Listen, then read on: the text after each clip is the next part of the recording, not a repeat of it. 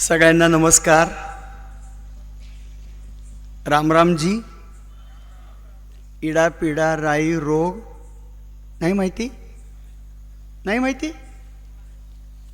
आमच्याकडे म्हणतात इडा पिडा राई रोग ढेकून मोंगसा मारे कर्याला ठोके कर्याला घेऊन जागे मारबत. तर हे जे दोन दिवे आहेत ना, माझी सूचना आहे, शक्य असेल तर ते आपण करूयात. ह्या दिव्यांमुळे मला चेहरेच दिसत नाही आहेत कोणाचे, काही कळतच नाही आहे मला. तुम्ही रिस्पॉन्स देताय मला, तुम्ही हसताय का काय करताय काही कळत नाही या दिव्यांमुळे, या दोन्ही दिव्यांमुळे. तर हे काही करता आलं तर बघा, नाही तर असू दे तसंच. तर मंडळी नमस्कार परत एकदा. नागझिरा हे जे जंगल आहे त्या जंगलामध्ये 2001-2002 या काळामध्ये मी एकटा राहिलो. 450 दिवस एकटा राहिलो आणि जे जे काही मला बघायला मिळेल ते मी बघितलं. पण त्यात काय विशेष बघितलं तर पक्षी, प्राणी, वनस्पती, फुलपाखरं, कीटक, तिथली माणसं, तिथली माती, तिथलं आकाश, तिथली झाडं, तिथले दगड, हे सगळं मी बघितलं. आणि मग माडगुळकरांची एक कविता मला आठवली. तुम्हाला माहिती आहे का माडगुळकरांची कविता? बिनभिंतीची उघडी शाळा. काय नाही माहिती? काय?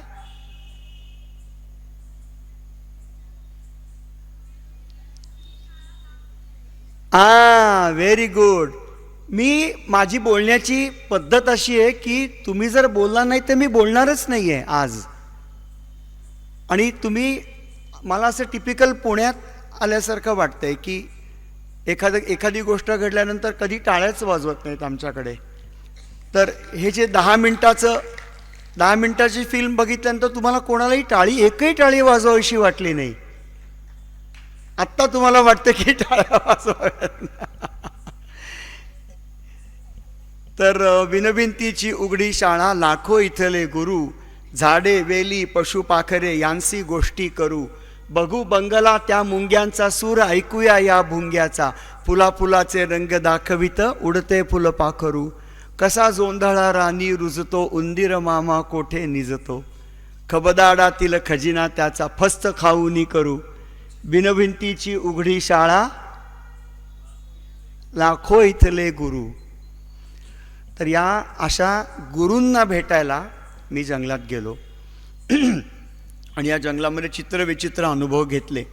त्यातले काही निवडक अनुभव मी तुम्हाला सांगणार आहे आणि या माझ्या बालमित्रांसाठी काही पक्ष्यांचे आवाज काढून दाखवणार आहे. चालेल? हो तुम्ही नाही म्हणायचं, थांबा. आवाज काढलेले चालतील? सुरुवात करू. तुम्ही नाही म्हणायचं हो. बालमित्र, फक्त 4च बालमित्र आलेले आहेत या कार्यक्रमाला, म्हणून मी सारखं यांच्याकडे बघणार आहे. हे समोर बसलेले. चालेल आवाज काढले तर पक्ष्यांचे? हो म्हणा. इकडून नाही हो म्हणायचं, इकडून हो. ओके. असू दे. माझी बोलण्याची पद्धत अशी आहे, मी तुमच्याशी बोलणार आहे अशीच माझी पद्धत आहे, मी व्याख्यान देऊ शकत नाही. तर आपण एक छान आवाज ऐकायचा आहे का पक्षाचा? चालेल? हां बघा, तित्तीर नावाचा पक्षी आहे. काय नाव आहे? तित्तीर. आणि मला सकाळीच त्याचा या पक्षाचा आवाज नागझिऱ्यात नेहमी ऐकू यायचा. हां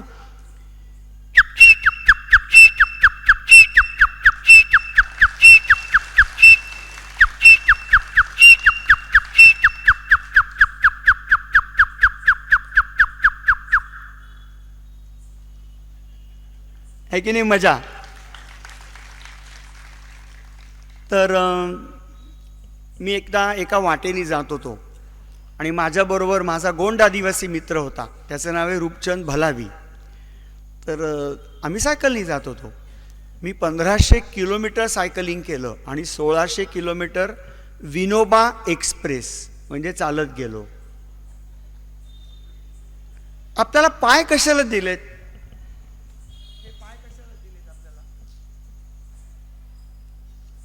हे पाय कशाला दिलेत आपल्याला? चालायला. आपण किती चालतो रोज? फार कमी चालतो. नागझिऱ्यात मी भरपूर चाललो आणि असंच आम्ही एकदा एका वाटेने जात होतो आणि पाहिलं तर माझ्यापासनं डाव्या बाजूला एक मोठं वारूळ होतं. वारूळ, वारूळ माहिती आहे? वारूळ म्हणजे मुंग्यांचं नाही, उधयांचं वारूळ असतं. उधई आणि मुंगी याच्यामध्ये फरक आहे. उधई म्हणजे टर्माइट, मुंगी म्हणजे अँट. ही जी मुंगी आहे ती आपण माणूस म्हणून पृथ्वीवर येण्याच्या आधी पृथ्वीवर आलेली आहे. पंढरीनाथ महाराज की. त्यामुळे मुंगी दिसली की मुंगीला नमस्कार करा. का तर ती आपल्याला सिनियर आहे, ज्येष्ठ आहे. आपली संस्कृती काय सांगते? ज्येष्ठांच्या समोर झुका, ज्येष्ठांच्या समोर वाका, ज्येष्ठांना नमस्कार करा. त्यामुळे उद्यापासनं जर मुंगी दिसली तर खाली वाकायचं, नमस्ते असं करायचं. तर आता मी हा माईक बंद करतो आणि परत तिकडे जातो.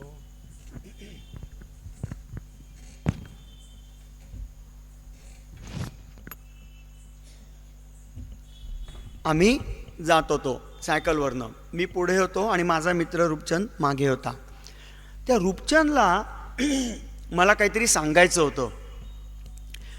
तर तो जे बोलत होता ना ते तो मोठ्यांदा बोलू शकत नव्हता. तो हळू आवाजात बोलत होता आणि तो म्हणत होता, दादा दादा अस्वली अस्वली अस्वली. मग मी दादा दादा केल्यानंतर मागे वळून बघितला काय सांगतोय. तर तो म्हणला, तुमच्यापासनं डाव्या बाजूला एका मोठ्या वारुळाच्या जवळ अस्वल आहे. अस्वली म्हणजे अस्वल.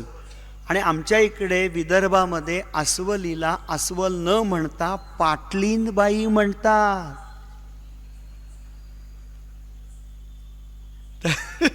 तर ही पाटलीनबाई तिथे होती.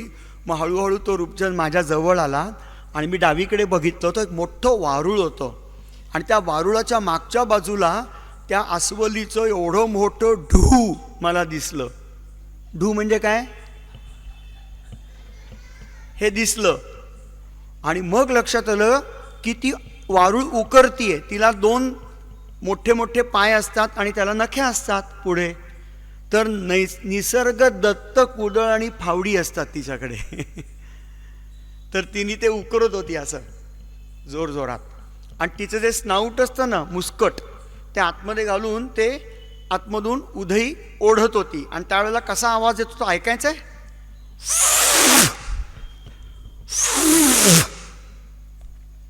अशी ती उधई ओढत होती आणि खात होती. तर एवढा मोठा प्राणी आणि एवढं छोटासा किडं खातो, उधई खातो.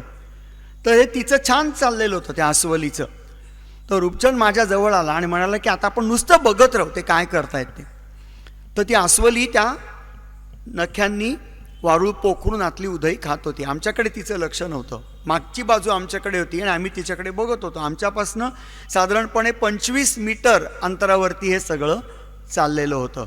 आम्ही पायी जात होतो. मित्रांनो, कृपा करून लक्षात ठेवा, आम्ही पायी जात होतो. आम्ही जिप्सीतून जंगल बघत नाही, आम्ही पायी फिरतो. तर असं आम्ही पायी फिरता फिरता ती अस्वली दिसली. तिचं ते उधई खाणं हे सारखं चालू होतं. थोडा वेळ गेला आणि कदाचित आमच्या अंगावरनं वारा तिच्या बाजूला गेला असेल. लक्षात आलं तुमच्या मी काय सांगतोय ते? इकडून वारा आला, आमच्या अंगावरनं इकडे गेला आणि इकडे अस्वल होतं. त्या अस्वलीला आमचा वास आला आणि तिने तिचं खाणं आणि उधई उकरणं, वारूळ पोखरणं हे थांबवलं आणि एकदम ती उभी राहिली आणि आमच्याकडे बघायला लागली. तिला काही दिसत नव्हतं. अस्वलाला जी दृष्टी असते ती अधू असते. अस्वलाला नीट दिसत नाही, डोळे पण एकदम लहान असतात. तर ती आमच्याकडे अशी बघायला लागली मान वर करून आणि वास घेत. तिचं स्नाऊट जे ना मुस्कट ते असं आमच्याकडे होतं आणि अशी ती वास घेत होती. आमच्या अंगावरनं तिच्याकडे जाणाऱ्या वाऱ्यामुळे तिला येणारा आमचा वास ती घेत होती. आणि मग तिला काय वाटलं काय माहिती, पण धप असे दोन्ही पाय त्यांनी खाली टाकले आणि एक आवाज काढला. मंडळी, जवळजवळ 23 वर्षांपूर्वी तो आवाज मी ऐकला होता, पण असं वाटतं की तो आजही माझ्या कानात आहे. इतका स्पष्ट आवाज त्या अस्वलाच्या मादीनी. आणि तो आवाज कसा होता ऐकायचा आहे बघा.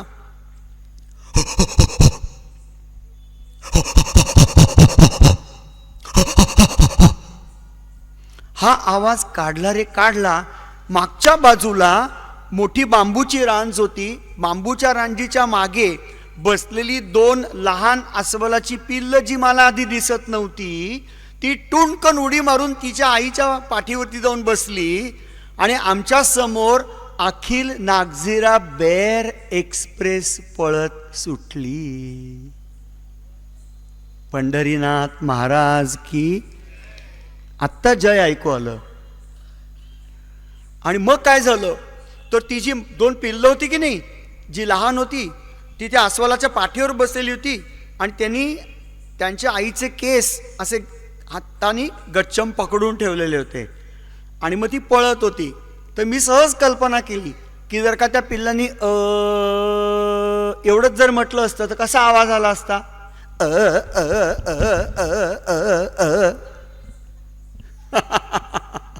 असा आवाज आला असता.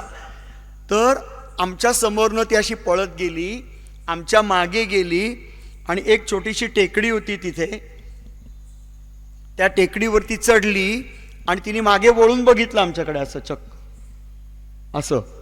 आणि मग गवतातून पाचोळ्यातून अस्वल जेव्हा जातं तेव्हा एक मोठा आवाज होतो की नाही, छक छक छक छक छक, पाचोळ्याचा आवाज. तसा मोठा पाचोळ्याचा आवाज झाला आणि ती एक अख्खा डोंगर चढली. अशा पद्धतीने अस्वल आपली पिल्लं आपल्या पाठीवरती घेऊन कशी पळते, आपल्या पिल्लांचं संरक्षण कशी करते, हे आम्ही त्या दिवशी पाहिलं. टाळ्या नाही वाजवणार. मी गंमत करतोय, प्रत्येक वेळेला टाळ्या वाजवल्याच पाहिजे असं अजिबात नाही आहे. तर आता आपण वाघाची गोष्ट ऐकूयात.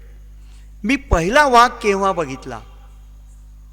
या जंगलात मी 450 दिवस एकटा राहिलो. जरा असे हात करा बरं सगळ्यांनी, असे हात करा सगळ्यांनी. मी जे सांगतोय ना ते तुम्हाला करावं लागेल आज. डॉक्टर तुम्ही पण असे हात करा. बोटं जोडा एकमेकांना. ठीक आहे, जोडली. ती कानाच्या मागे लावायची अशी इथे लावली. माझा आवाज जास्त स्पष्ट ऐकू येतोय. आता एक आवाज ऐकायचा. हां,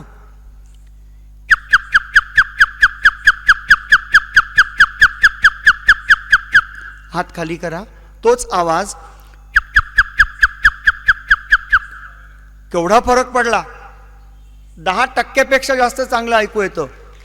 त्यामुळे जेव्हा तुम्ही जंगलात जाल आणि तुम्हाला आवाज ऐकू येत नसतील तेव्हा तुम्ही असं करायचं. आणि अजूनही खेड्यापाड्यामध्ये जेव्हा एकमेकांना हाका मारतात तेव्हा ते असं करतात बघा. काय म्हणलं रे बाळ्या, हे बाळ्या काय म्हणला. हा आलो आलो आलो, थांब थांब थांब थांब. हे काय आहे, आवाज चांगला ऐकू येतो की नाही. तर अशा ह्या सगळ्या जंगलातल्या गमती जमती आहेत. तर वाघाची गोष्ट. 156 दिवस मला वाघ दिसला नाही. परत एकदा सांगतो, 450 दिवस जंगलात राहिलो. त्यातले 156 दिवस गुणिले 24 तास मी जंगलात होतो आणि जंगलाच्या गाभाऱ्यात होतो. तरीही मला वाघ दिसला नाही. पहिला वाघ दिसण्यासाठी मला 156 दिवस वाट बघावी लागली. वाघ कसा असतो, कोणी कोणी पाहिलाय वाघ. हात वरती करा. पटपट पटपट पटपट पटपट. कोणी कोणी वाघ पाहिलाय. फारच कमी लोकांनी वाघ पाहिलाय. हात खाली करा. वाघ हा फार सुंदर प्राणी आहे. त्याची मोहिनी काहीतरी वेगळीच आहे की नाही. तर मी तुम्हाला एक वाघाची प्रत्यक्ष अनुभवलेली गोष्ट सांगतो. त्या दिवशी गुरुवार होता, सुट्टीचा दिवस होता. त्या दिवशी अभयारण्य बंद होतं. अभयारण्यामध्ये एकही पर्यटक आत येणार नाही. सगळं शांत होतं जंगल. आणि नोव्हेंबर महिना होता. रस्त्याच्या दोन्ही बाजूला उंच गवत उगवलेलं होतं. त्या गवताचं नाव होतं घोण्याळ. घोण्याळ नावाचं गवत उगवलेलं होतं. आणि त्या दिवशी मला घरी फोन करायचा होता. आणि आत्ता ज्या अनघाताई बोलल्या ना तुमच्या समोर, त्यांना सांगायचं होतं की मी आहे, मी जिवंत आहे, काळजी नसावी. म्हणून मी फोन करण्यासाठी साकोली या ठिकाणी गेलो. तर साकोली ही जी जागा आहे ती मी जिथे राहत होतो तिथून 22 किलोमीटर दूर होती, अजूनही आहे. म्हणजे मला 22 किलोमीटर सायकलिंग करून जायचं आणि तिथून परत 22 किलोमीटर प्रवास करून सायकलवरनं जंगलात यायचं, असं एक फोन पुण्याला करण्यासाठी 44 किलोमीटर सायकलिंग करावं लागायचं. पंढरीनाथ महाराज की. 44 किलोमीटर सायकलिंग एक फोन करण्यासाठी. हां, तर तसं मी निघालो. गुरुवारचा दिवस, सगळं शांत, एकही पर्यटक नाही आणि छान ऊन पडलेलं होतं. मोठा लांब लचक पसरलेला रस्ता होता. रस्त्याच्या दोन्ही बाजूला गवत उगवलेलं, मी सांगितलं ते घोण्याळ. मोठी मोठी झाडं, ह्या झाडांच्या सावल्या पडल्यात. त्या सावल्यांच्यामुळे रस्त्यावरती सावली आणि ऊन असा खेळ सुरू होता. त्याला चिटव्या बिटव्याचा प्रकाश म्हणतात. फार सुंदर प्रकाश असतो तो. तर तो प्रकाश असा पडलेला होता. माझ्याकडे सायकल होती, पाठीवरती हॅवरसॅक होती, त्याच्यात कॅमेरा होता, एक छोटीशी पिशवी होती, त्याच्यात पाण्याची बाटली होती आणि मी सायकलवरनं निघालो. मला साकोलीला जायचं होतं फोन करण्यासाठी. मी सायकलवरनं निघाल्यावरती पहिला 4-5 किलोमीटर अंतर मी एकदम उत्साहाने जोरात सायकल चालवली. सकाळची वेळ, स्वच्छ सुंदर हवा, नागझिऱ्याचं जंगल, प्रसन्न वातावरण, कुठेही प्रदूषण नाही, काही नाही. आणि एक चढ आला. त्या चढावरती मी आपोआपच स्लो झालो आणि थांबलो. आणि मला एक सवय लागली होती त्या जंगलामध्ये, ती अशी की जसं आपण पुढे बघतो तसं मध्ये मध्ये मागे पण बघावं. म्हणून मी सहज मागे बघितलं तर मला काही दिसलं नाही मागे वळून. मग लांबपर्यंत असं बघितलं. जिथे नजर थांबते ना तिथपर्यंत बघायचं.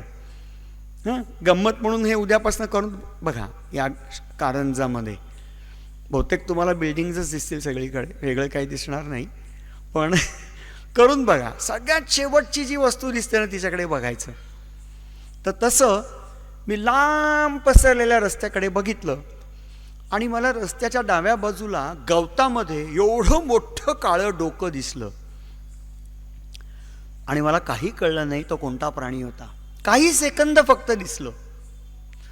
तर एवढं मोठं डोकं दिसलं आणि असं करून ते गवतामध्ये गेलं. याचा अर्थ हे स्पष्ट होतं की त्या प्राण्याने पण मला पाहिलं होतं. नाही तर तो लपला नसता, तसाच उभा राहिला असता, तसाच बसला असता, तसाच रस्ता क्रॉस केला असता, रस्ता ओलांडून पलीकडे गेला असता. तो तिथेच थांबला आणि त्या गवतामध्ये बसला. आता कल्पना करा की ज्या गवताच्या पुंजक्याच्या जवळनं मला चालत चालत जायचं आहे, तिथे त्या गवताच्या पुंजक्यात एक मोठं काळं डोकं असलेला कुठला तरी प्राणी आहे. त्या गवताच्या जवळनं मला जायचं आहे. मला काय वाटलं असेल त्यावेळेला? अनेक प्रकारच्या शंका डोक्यामध्ये. तो प्राणी अस्वल असेल का, वाघ असेल का, गवा असेल का, बिबट्या असेल का, रानडुक्कर असेल एखादा मोठा, माहीत नाही. कारण खूप लांबून जेव्हा तुम्ही एखादा प्राणी बघता ना तेव्हा तो कधी कधी जास्त काळा दिसतो, जास्त काळा दिसतो. तर तसा तो प्राणी मला दिसला आणि मग मी सायकलवरती बसलो आणि हळूहळू त्या प्राण्याच्या दिशेला जायला सुरुवात केली. मग मी काय विचार केला, आपण जेव्हा एकटे असतो ना तेव्हा आपण जास्त जागे असतो, जागरूक असतो. आपण दोघं तिघं जण असतो तर आपण जरा ढिले पडतो. आपल्याला काय मनात येतं की नाही तो काहीतरी बघेल ना, जाऊ दे ना, हा पण बघेल तो पण बघेल, आपल्याला काय घाबरायचं कारण आहे असं. पण जेव्हा आपण एकटे असतो ना तेव्हा जास्त सावध असतो. तसं मी खूप सावध झालो आणि शेवटचं अंतर जे होतं काही मीटर अंतर हे आपण चालत जायचं असं मी ठरवलं. हां, आणि मी मनातल्या मनात अनेक विचार करत होतो. काही विचार ऐन वेळेला माझ्या मनात आले. ते असे की माझ्याकडे सायकल आहे आणि ती जेंट्स सायकल आहे, हो की नाही. त्याला मध्ये दांडी असते आणि असे त्रिकोण असतो तो, नाही का. आपण जर का सीट उचललं तर मी काय ठरवलं माहिती आहे का त्यावेळेला, तुम्हाला कदाचित आता ऐकल्यानंतर आश्चर्य वाटेल. मी असं ठरवलं होतं की तर जर तो प्राणी माझ्या अंगावरती आला तर सायकल उचलायची आणि त्याच्या डोक्यात घालायची. म्हणजे तो जो त्रिकोण आहे ना, त्याच्यामध्ये त्याचं डोकं अडकेल, त्याचं शरीर अडकेल आणि काही वेळ तो गडबडेल, त्या सायकलमध्ये अडकेल आणि तेवढ्यात मला वेळ मिळेल आणि मी धूम पळून नाहीत कुठेतरी लांब किंवा झाडावरती चढीन, असं मी त्यावेळेला ठरवलं. कोणता प्राणी होता मला माहीत नाही. असं करता करता हळूहळू मी त्या प्राण्याच्या जवळ जायला सुरुवात केली. त्या पुंजक्याकडे मी सतत बघत होतो की तो उठतोय का, हलतोय का, जातोय का. मी सतत बघत होतो, तिथे माझं लक्ष होतं. तर तसं मी त्या पुंजक्याकडे बघता बघता हळूहळू जवळ गेलो आणि मंडळी, बरोबर 7 मीटर अंतर जेव्हा राहिलं तेव्हा त्या घोणळ गवतातून एक तरणा बांड वाघ उठला, रस्त्यावरती आला. त्या वाघाने माझ्याकडे बघितलं सुद्धा नाही. तो रस्ता क्रॉस करून असा पलीकडे गेला. तो एका ओढ्यामध्ये उतरला आणि मी असा नुसता वेड्यासारखा त्याच्याकडे बघत राहिलो.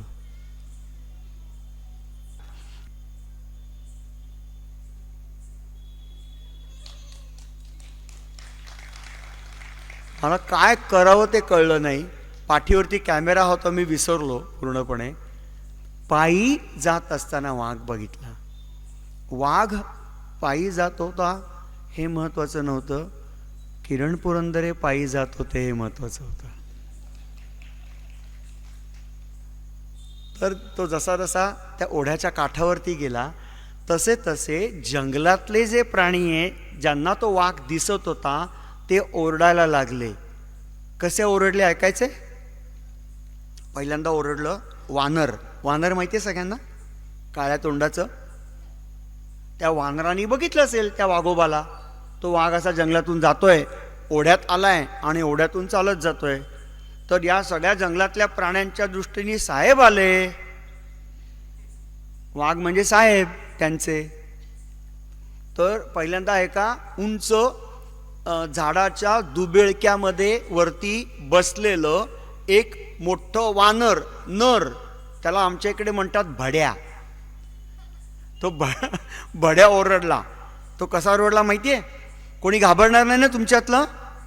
स्वप्नामध्ये कोण येईल तुमच्या? भड्या नाही, किरण पुरंदरे. ते आवाज काढतात म्हणून. तो भड्या ओरडला बघा.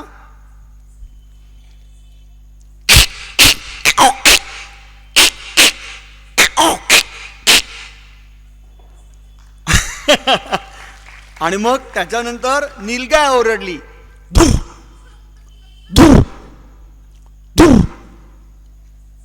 त्याच्यानंतर चितळ ओरडलं. आणि मग आणखीन एक प्राणी ओरडला जो हळू आवाजामध्ये ओरडला आणि तो होता रानडुक्कर. ही सगळी या प्राण्यांनी साहेबांना दिलेली सलामी होती. आणि मग तो प्राणी जंगलातून पुढे पुढे पुढे पुढे जात राहिला. जसा जसा तो प्राणी पुढे पुढे जाईल तसे तसे प्राण्यांचे आवाज ऐकू यायला लागले. तो जेव्हा शांत एका जागी बसला ते आवाज बंद झाले. आणि त्याच्यानंतर मला घाम फुटलेला होता तोपर्यंत वाघ समोर. आणि तो झू मधला वाघ नव्हता ना, प्राणी संग्रहालयामधला, तो जंगलातला वाघ होता. त्यामुळे मला भीती वाटली. मग मी सायकलवरनं पुढे गेलो आणि आमच्या पिटेझरी गावात चहा प्यायलो थोडासा. आमच्याकडे काली चाय मिळते, माहिती आहे काली चाय? ती मिळते, दूध नसतं त्याच्यामध्ये.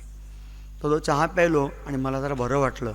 मग मी घाम वगैरे पुसला आणि तिथल्या लोकांना सांगितलं की आत्ताच मी वाघ बघितला आणि असा बघितला. तर अशा पद्धतीने जंगलामध्ये मी वाघ बघितला. आणखीन एक छोटीशी गोष्ट तुम्हाला सांगतो. रानकुत्र्यांची गोष्ट ऐकायला आवडेल का? आवडेल का? काय रिस्पॉन्सच नाही आहे. आवडेल का? हां. रानकुत्री हा जो प्राणी आहे ना, किंवा रानकुत्रा हा जो प्राणी आहे, हा कळपानी राहणारा प्राणी आहे. आणि ते कळपानी शिकार करतात. आणि कधी कधी एखाद्या कळपामध्ये 20-22 कुत्री असतात, कधी थोडीशी जास्त असतात. तर आमच्या नागझिऱ्यामध्ये मध्ये एक तलाव आहे, तो तलाव दाखवला मगाशी फिल्ममध्ये. त्या तलावाच्या कडेला मी एकदा बसलेलो होतो आणि मागच्या बाजूनी एक मोठा आवाज आला. आणि माझ्या लक्षात आलं की चितळं ओरडतायत. चितळ म्हणजे स्पॉटेड डिअर, ती ओरडतायत. तर ती ओरडतायत म्हणजे काहीतरी झालं आहे, म्हणजे कुठला तरी प्राणी आला आहे. आणि कोणता प्राणी ते मला काही दिसत नव्हतं. मी एका दगडावरती बसलेलो होतो आणि तळ्याकडे अशी नजर लावलेली होती आणि तळ्यावरती उठणाऱ्या ज्या लहरी आहेत पाण्याच्या, त्या शांतपणे असं बघता बघता माझी तंद्री लागली होती. तर त्यामुळे मी त्या पाण्याकडे बघता बघताच हा मोठा आवाज झाला चितळांचा. मग चितळाच्या एका पिल्लाचा आवाज ऐकला. चितळ जे ओरडतं ते मगाशी मी तुम्हाला आवाज काढून दाखवला, पण जी पिल्लं जे असतात ना चितळाची, ती फार वेगळा आवाज काढतात. ते पिल्लू कसं ओरडलं ऐकायचं आहे तुम्हाला? ते पिल्लू ओरडलं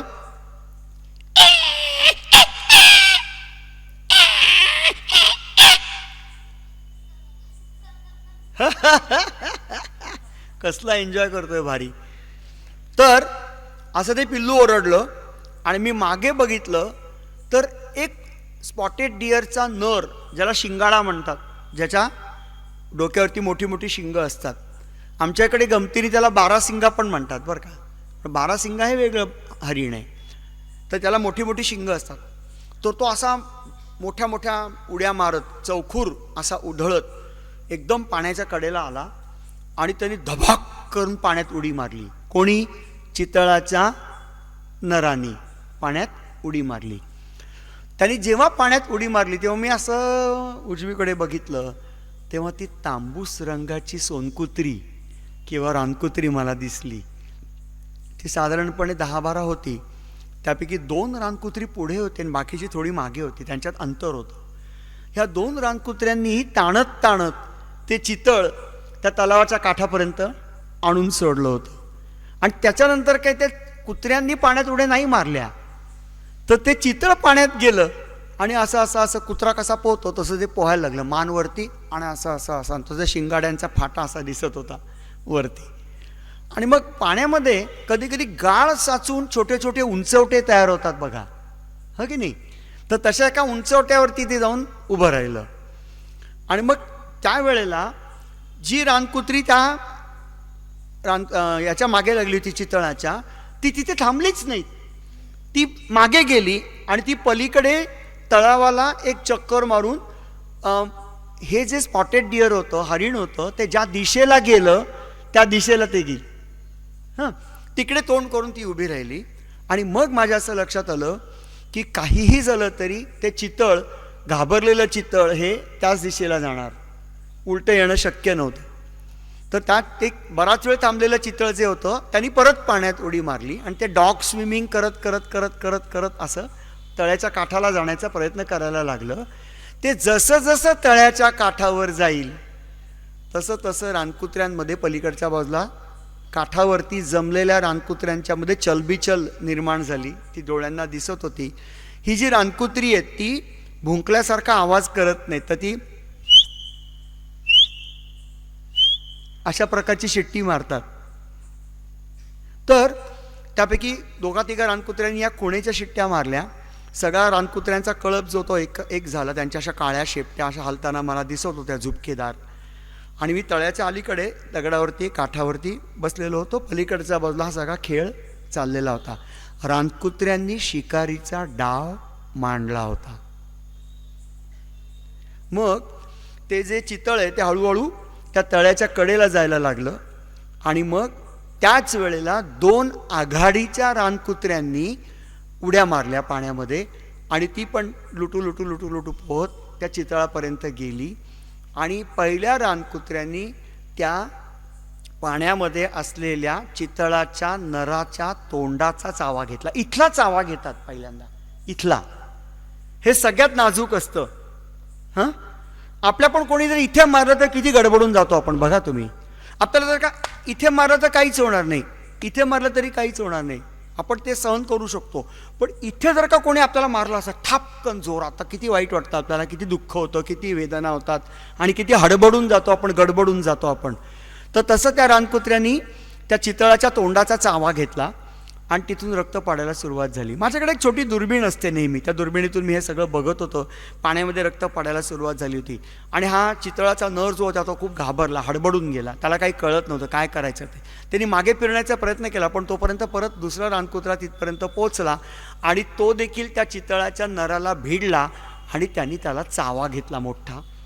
असं करता करता दुसरी 2-3 रानकुत्री जवळ आली आणि साधारणपणे तळ्याच्या काठापासून 10 फूट अंतरावरती उथळ पाण्यामध्ये 2, 3, 4 रानकुत्र्यांनी त्या चितळाला तोडायला सुरुवात केली. हाच शब्द बरोबर आहे, तोडायला सुरुवात केली. त्यापैकी एका रानकुत्र्याने डोळे फोडले आणि डोळे फोडल्यानंतर प्राणी आंधळा होतो, त्याला काही कळत नाही काय केलं त्यांनी.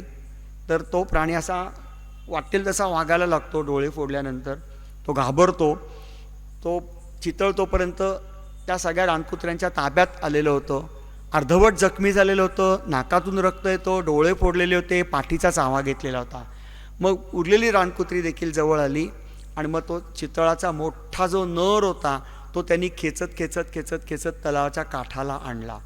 ज्या सेकंदाला रानकुत्र्यांनी चितळाचा नर पाण्यातून ओढून तलावाच्या काठावर आणून सोडला, त्या सेकंदाला कळपातली सगळी रानकुत्री चितळाला भिडली आणि आपण प्रवासाला निघताना एखाद्या पिशवीमध्ये जसे घाईघाईत कपडे भरतो तसे या रानकुत्र्यांनी चितळाच्या मांसाचे तुकडे आपल्या पोटाच्या पिशव्यांमध्ये भरायला सुरुवात केली. आणि म्हणता म्हणता सांगाडा दिसायला लागला. काही राहिलं नाही. साधारणपणे अर्धा ते पाऊण तासामध्ये 22 रानकुत्र्यांनी तो मोठा चितळाचा ढाक हा शब्द वापरतात, तो ढाक हा संपवला आणि तिथे शिंगाडे, त्याचे फाटे, त्याचा तोंडाचा थोडासा भाग, त्याची कवटी, त्याची खुरं, त्याचा छातीचा पिंजरा, पाठीचा मणका एवढंच शिल्लक राहिलं. तरीसुद्धा जे शिल्लक राहिलेलं होतं त्याला चिकटलेलं मांस खाण्यासाठी त्या कुत्र्यांच्या कळपातली लहान लहान पिल्लं ही पुढे येऊन हाड खेचायला लागली. एक जण इकडून खेचतोय, एक जण इकडून खेचतोय, असं त्यांचं सगळं चालू होतं. आणि मग त्याच्यानंतर साधारणपणे पाऊण तासानंतर म्हणजे 45 मिनिटानंतर तिथे चितळाची कुठलीही नामोनिशाणी राहिली नाही. जे काही चारवट वगैरे पडलं असेल, आतडं, त्याच्या आतली घाण, ते सगळं असं त्या तलावाच्या कडेला पडलेलं होतं. आणि मग तिथे बाकीची रानकुत्री काही ते खाण्यासाठी जमली नाहीत. त्यांनी ज्यांची पोटं भरलेली होती त्यापैकी काही रानकुत्री परत तळ्याच्या काठावरती आली आणि जिभांनी पाणी प्यायली.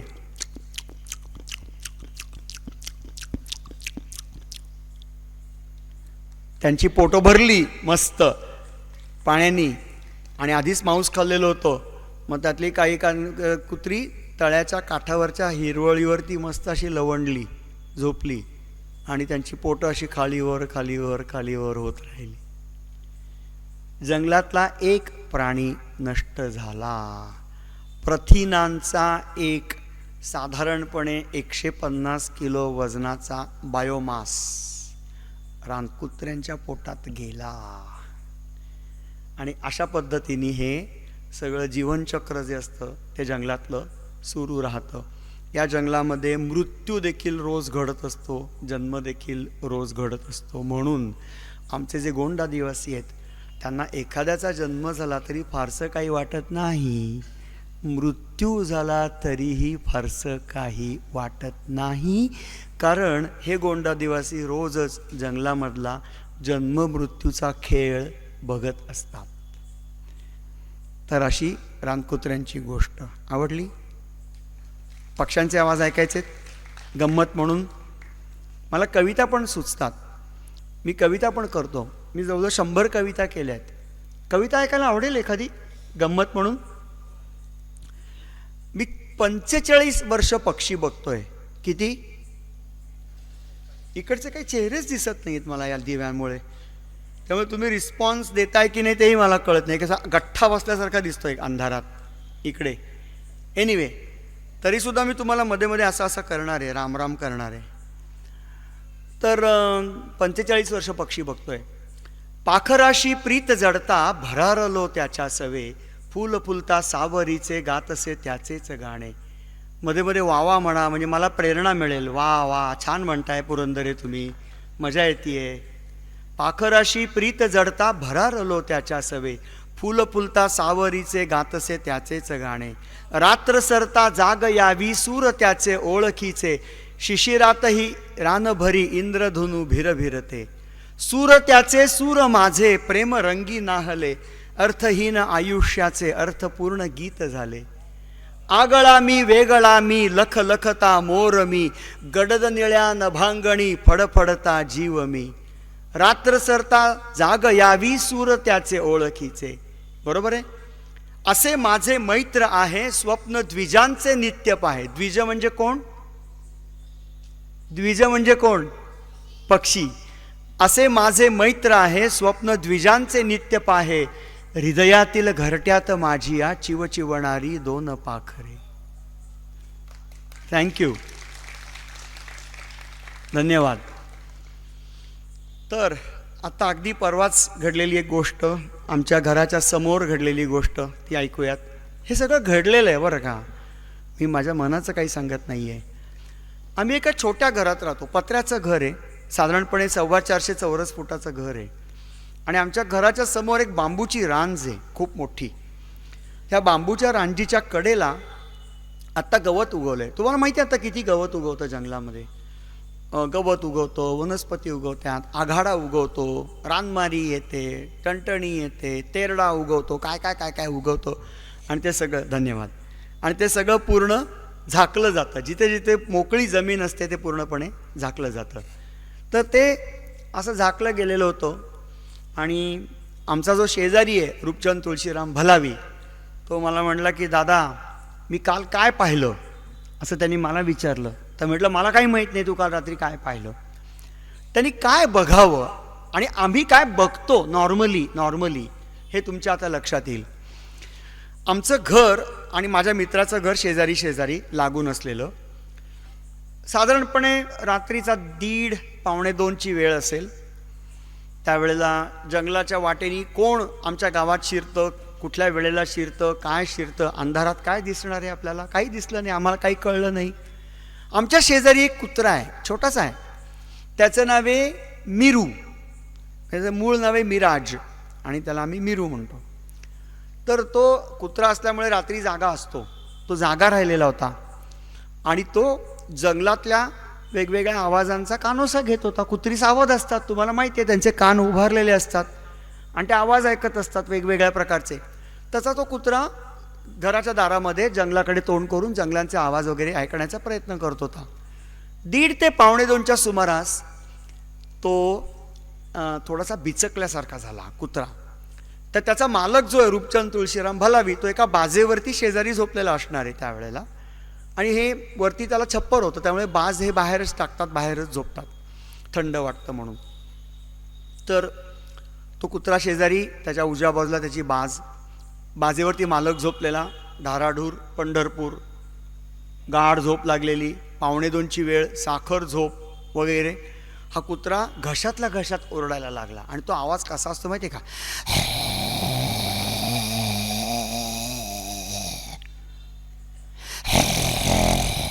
असा आवाज कुत्रा करायला लागला.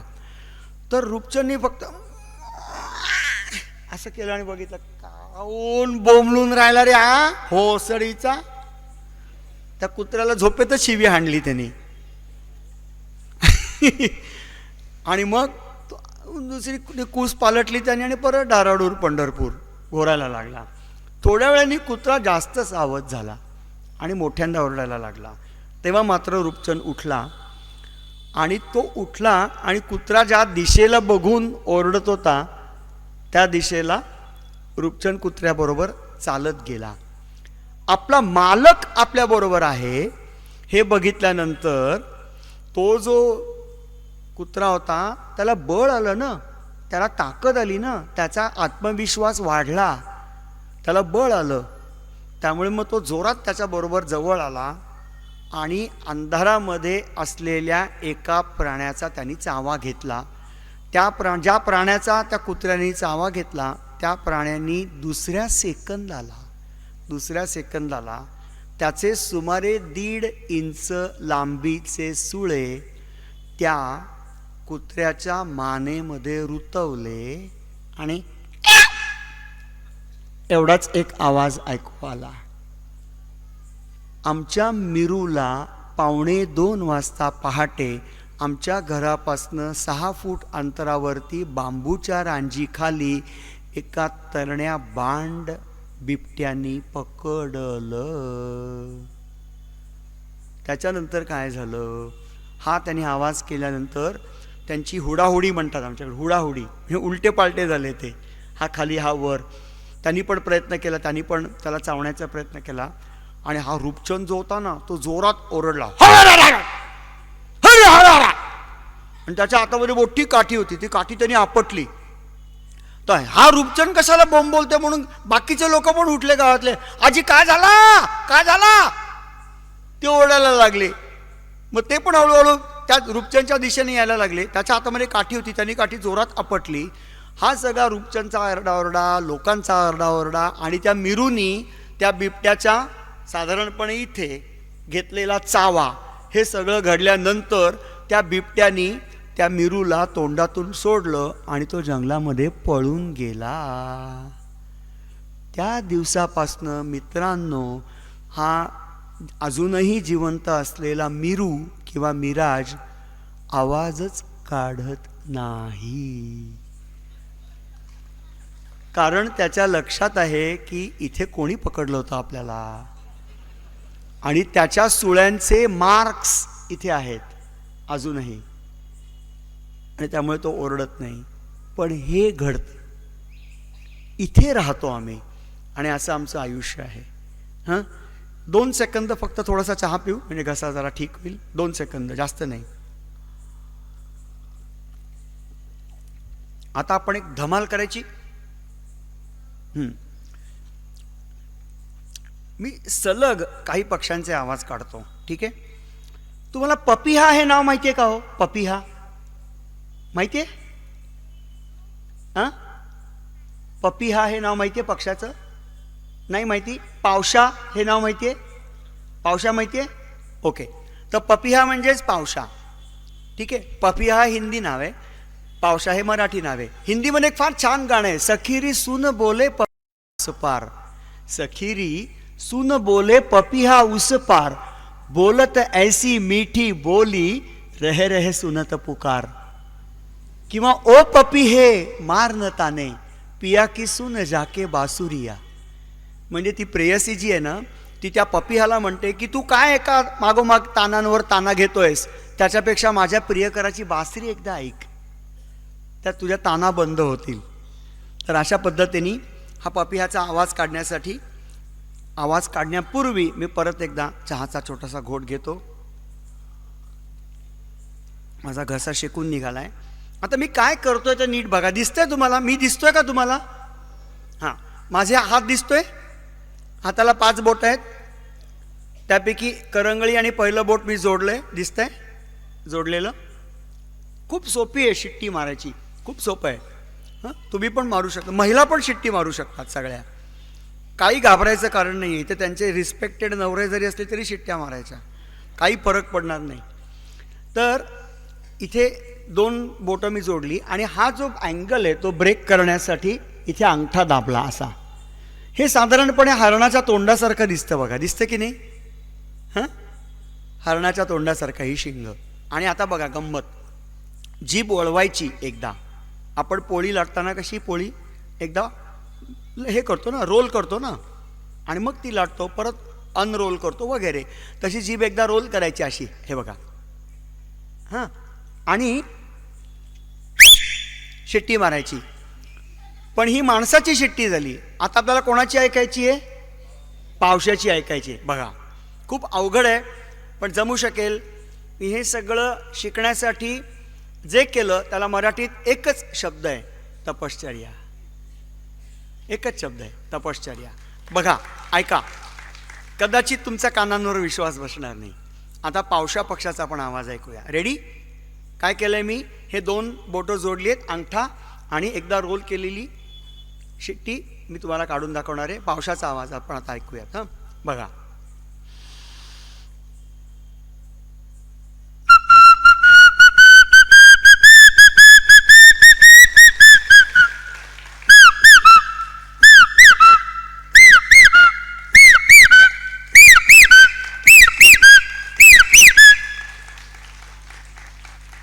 बरोबर आहे.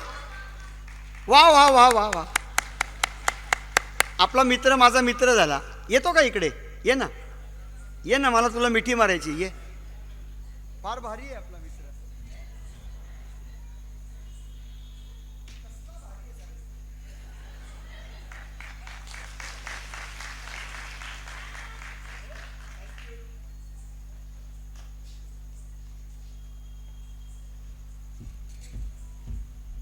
तर हा पावसा पक्षी.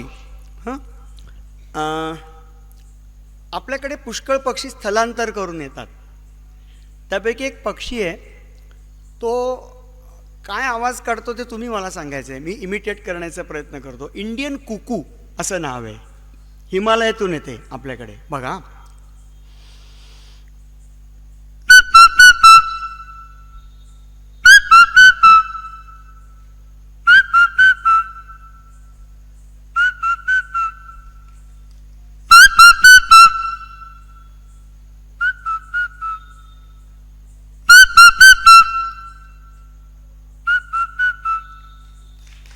काय म्हणते ती? म्हणते काका काकू, काका काकू. आणि आमच्या इकडे ना याचं प्रमाण जरा जास्त आहे, त्यामुळे म्हणतात 1 more bottle, 1 more bottle. तर असा हा इंडियन कुकू नावाचा पक्षी. आता एक पक्षी आहे जो माझ्याशी गप्पा मारतो. त्याचं नाव आहे सुभग पक्षी. इंग्लिश नाव आहे कॉमन आयोरा. तो कशा गप्पा मारतो ऐकायचं आहे तुम्हाला? पहिल्यांदा तो सुरुवात करतो बरं का, आणि मग मी त्याला रिस्पॉन्ड करतो. बघा, तो सुरुवात करतो.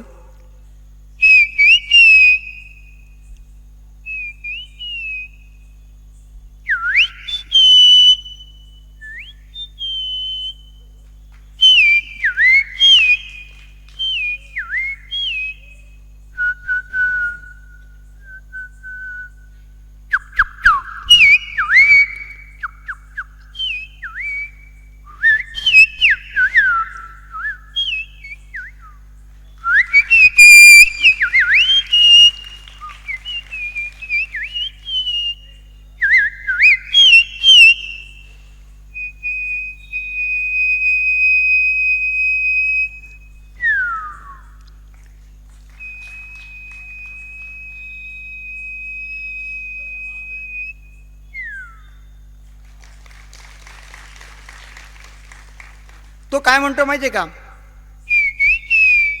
ए काय रे, ए काय रे, किंवा ए तात्या, ए तात्या. नाही वाटत?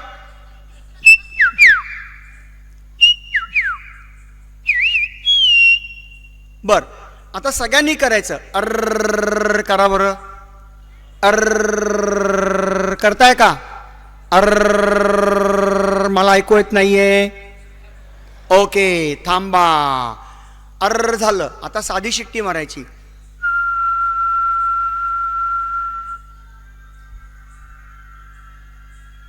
वा, फार छान. आता अर्र आणि शिट्टी एकत्र करायची. जमेल? करू प्रयत्न.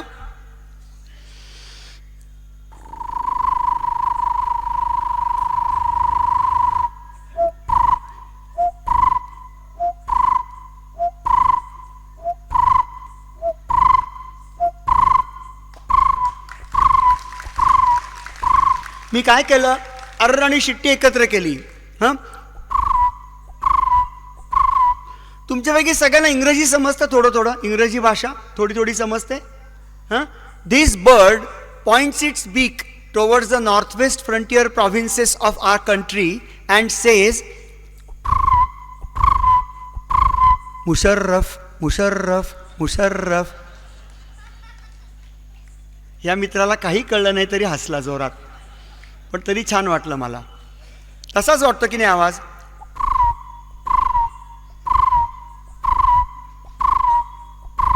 मी हे जे आवाज काढतो ना पक्ष्यांचे, ते काढताना लोकांना काय शंका येते माहिती आहे का, की हे पुरंदरे आहेत ना, ते पुण्यावरून आलेले आहेत, मग ते नक्की फसवतात सगळ्यांना. तर त्यांच्या तोंडात काहीतरी असलं पाहिजे. कोणाला बघायचं काही आहे का तोंडात? इकडे पण करतो, काही नाही आहे, सगळं इथे इथे. तर आणखीन एक छोटीशी जंगलातली गोष्ट. मी पहिल्यांदा जेव्हा बिबट्या बघितला ती गोष्ट, मला ना एक सिद्धी प्राप्त झाली आहे, जी थोडी थोडी तुम्हाला पण प्राप्त झाली आहे. आणि या सिद्धीचं नाव जे आहे ना, ते मराठीत कुठेच तुम्हाला वाचायला मिळणार नाही. आणि त्या सिद्धीचं नाव आहे आसन सिद्धी.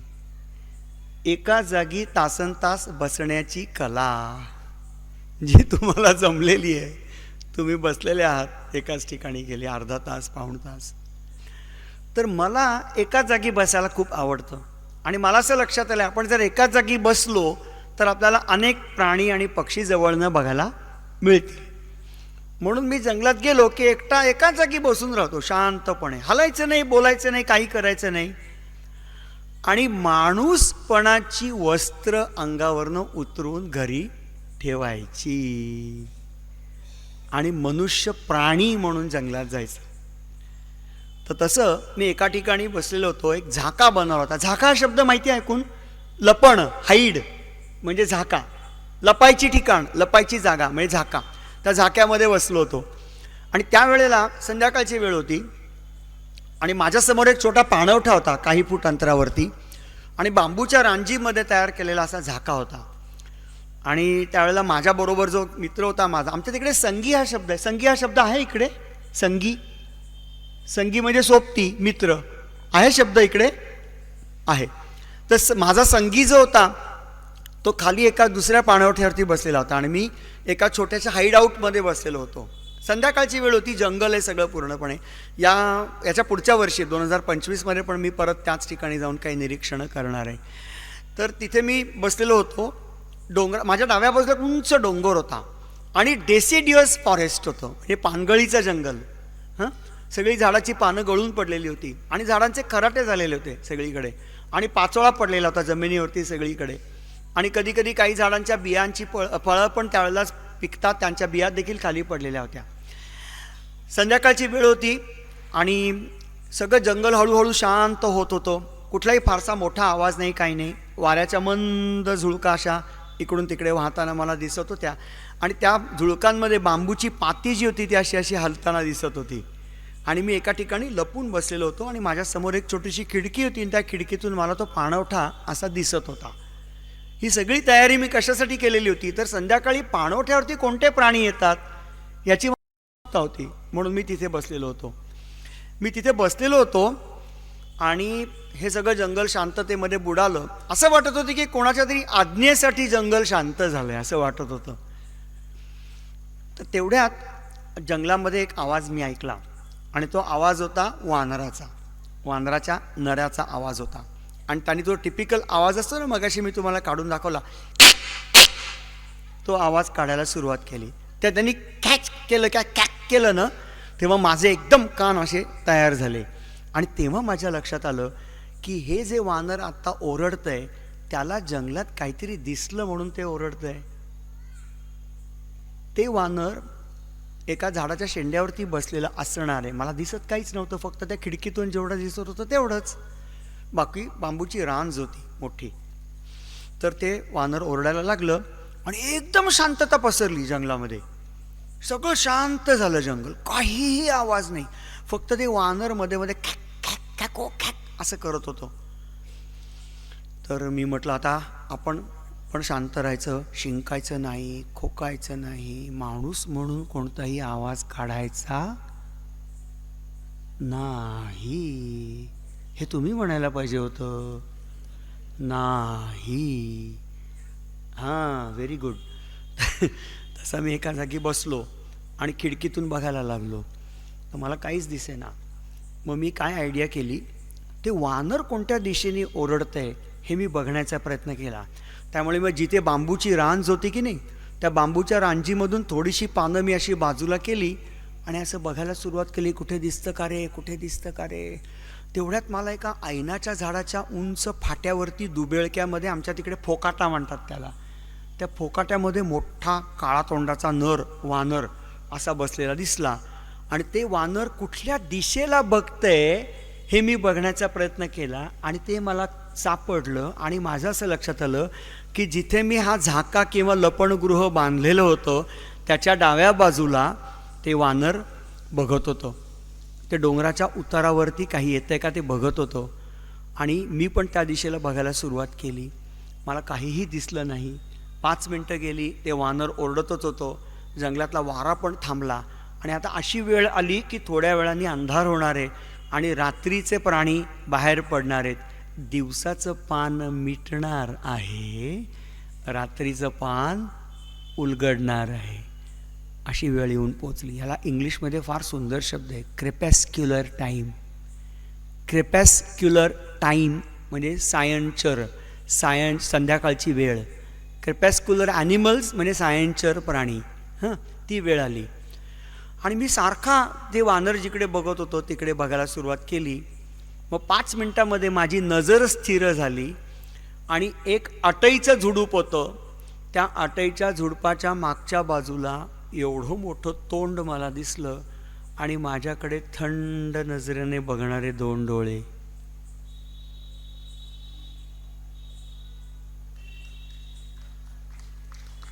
ते डोळे लवत नव्हते, त्या डोळ्यांच्या पापण्या हलत नव्हत्या. हिरव्या रंगाचे 2 डोळे माझ्यापासनं मित्रांनो 21 फूट अंतरावरती जंगलातला मोठा बिबट्या आला होता. आणि हे वानर त्या बिबट्याला बघून बोंबलत होतं. या वानराकडे निसर्गाने जबाबदारी दिलेली होती की छोटे साहेब बाहेर पडले की दवंडी पिटवायची. ते वानर त्याचं काम करत होतं. एक्झॅक्टली असाच फोटो माझ्याकडे आहे. तो बिबट्या माझ्याकडे 2 पानांमधून असा थंड नजरेने बघतो. आणि तोच फोटो इथ्याचं पुस्तक विक्रीला जे आहे सखा नागझिरा त्याच्यामध्ये आहे. काय झालं, माझ्यापासून 21 फुटांवरती अटईच्या मागच्या बाजूला बिबट्या बसलेला आहे. तो माझ्याकडे बघतोय. त्याला कळत नाही आहे, त्याला मी दिसत नाही आहे, पण माझ्या कॅमेऱ्याची लेन्स हालताना त्याला दिसतीये. त्यामुळे तो असा थंड नजरेने बघतोय फक्त माझ्याकडे. असा काही दिसत नाही त्याला. बाकी मी आतमध्ये आहे ना, मी कसा दिसेन त्याला? फक्त कॅमेऱ्याची लेन्स त्याला दिसत होती. आणि मग तो हळूहळू हळूहळू खाली उतरला बिबट्या आणि पाण्याच्या कडेला आला. पाण्याच्या कडेला आल्यानंतर त्यांनी पाण्याला तोंड लावलं आणि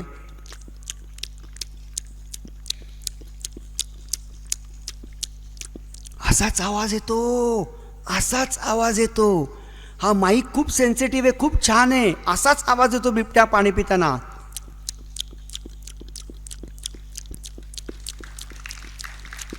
तो जीभ बाहेर काढतो. आपण जिभेने पाणी पितो का? आज रात्री झोपण्यापूर्वी प्रयत्न करून बघा, जिभेने पाणी प्यायचं.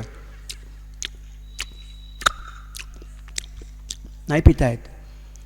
फक्त मांसाहारी प्राणीच जिभेने पाणी पितात आणि फक्त शाकाहारी प्राणीच ओठांनी पाणी पितात. त्यामुळे तुम्ही ठरवा, आपण मांसाहारी आहोत का शाकाहारी आहोत. मुळात तर तो पाणी प्यायला आणि त्याला शंका आली. पायाखालची काडी बारकीशी वाजली. नाही तर त्याच्या पायाच्या तळव्यांना असलेल्या निसर्गदत्त गाद्यांमुळे. एवढा मोठा प्राणी जंगलातून जाताना मित्रांनो किंचित सुद्धा आवाज होत नाही हो. अजिबात आवाज होत नाही. केवढा मोठा असतो बिबट्या, आकाराने मोठा असतो हो की नाही. ते काय मांजर आहे का छोटं? मोठा आहे प्राणी, अजिबात आवाज होत नाही. आणि मग नंतर तो असा खाली गेला बिबट्या. ते वानर जास्त ओरडायला लागलं कारण बिबट्या हालचाल करायला लागला. आणि गंमत म्हणजे दुसऱ्या पाणवठ्यावरती खाली बसलेला जो माझा मित्र होता, त्याचं नाव तर राजू इस्कापे, त्याला तो बिबट्या दिसला आणि राजू घाबरला प्रचंड, त्याची गाळण उडाली. कारण तो काही हाईडमध्ये बसलेला नव्हता, तो मचाणावरती बसलेला होता आणि त्याला असा दिसत होता बिबट्या येतोय येतोय, अरे आला ना आला ना आला आला आला आला आला. अशी अवस्था झाली ना राजूची. म्हणून त्यांनी काय केलं, दुपारचा डबा खाऊन झाल्यानंतर त्याच्याकडे जो डबा राहिलेला होता ना, तो डबा आपटला त्यांनी टॉंग टॉंग टॉंग टॉंग आवाज करून, आणि मोठा आवाज काढला. आणि मग त्याला, त्या बिबट्याला समजलं की हे महाराज वरती बसलेले आहेत म्हणून, म्हणजे इस्कापे, राजू इस्कापे, तो मचाणावरती बसलाय म्हणून. आणि मग त्या बिबट्याने अर्थातच त्याच्या बाजूनी तो नंतर जंगलामध्ये निघून गेला.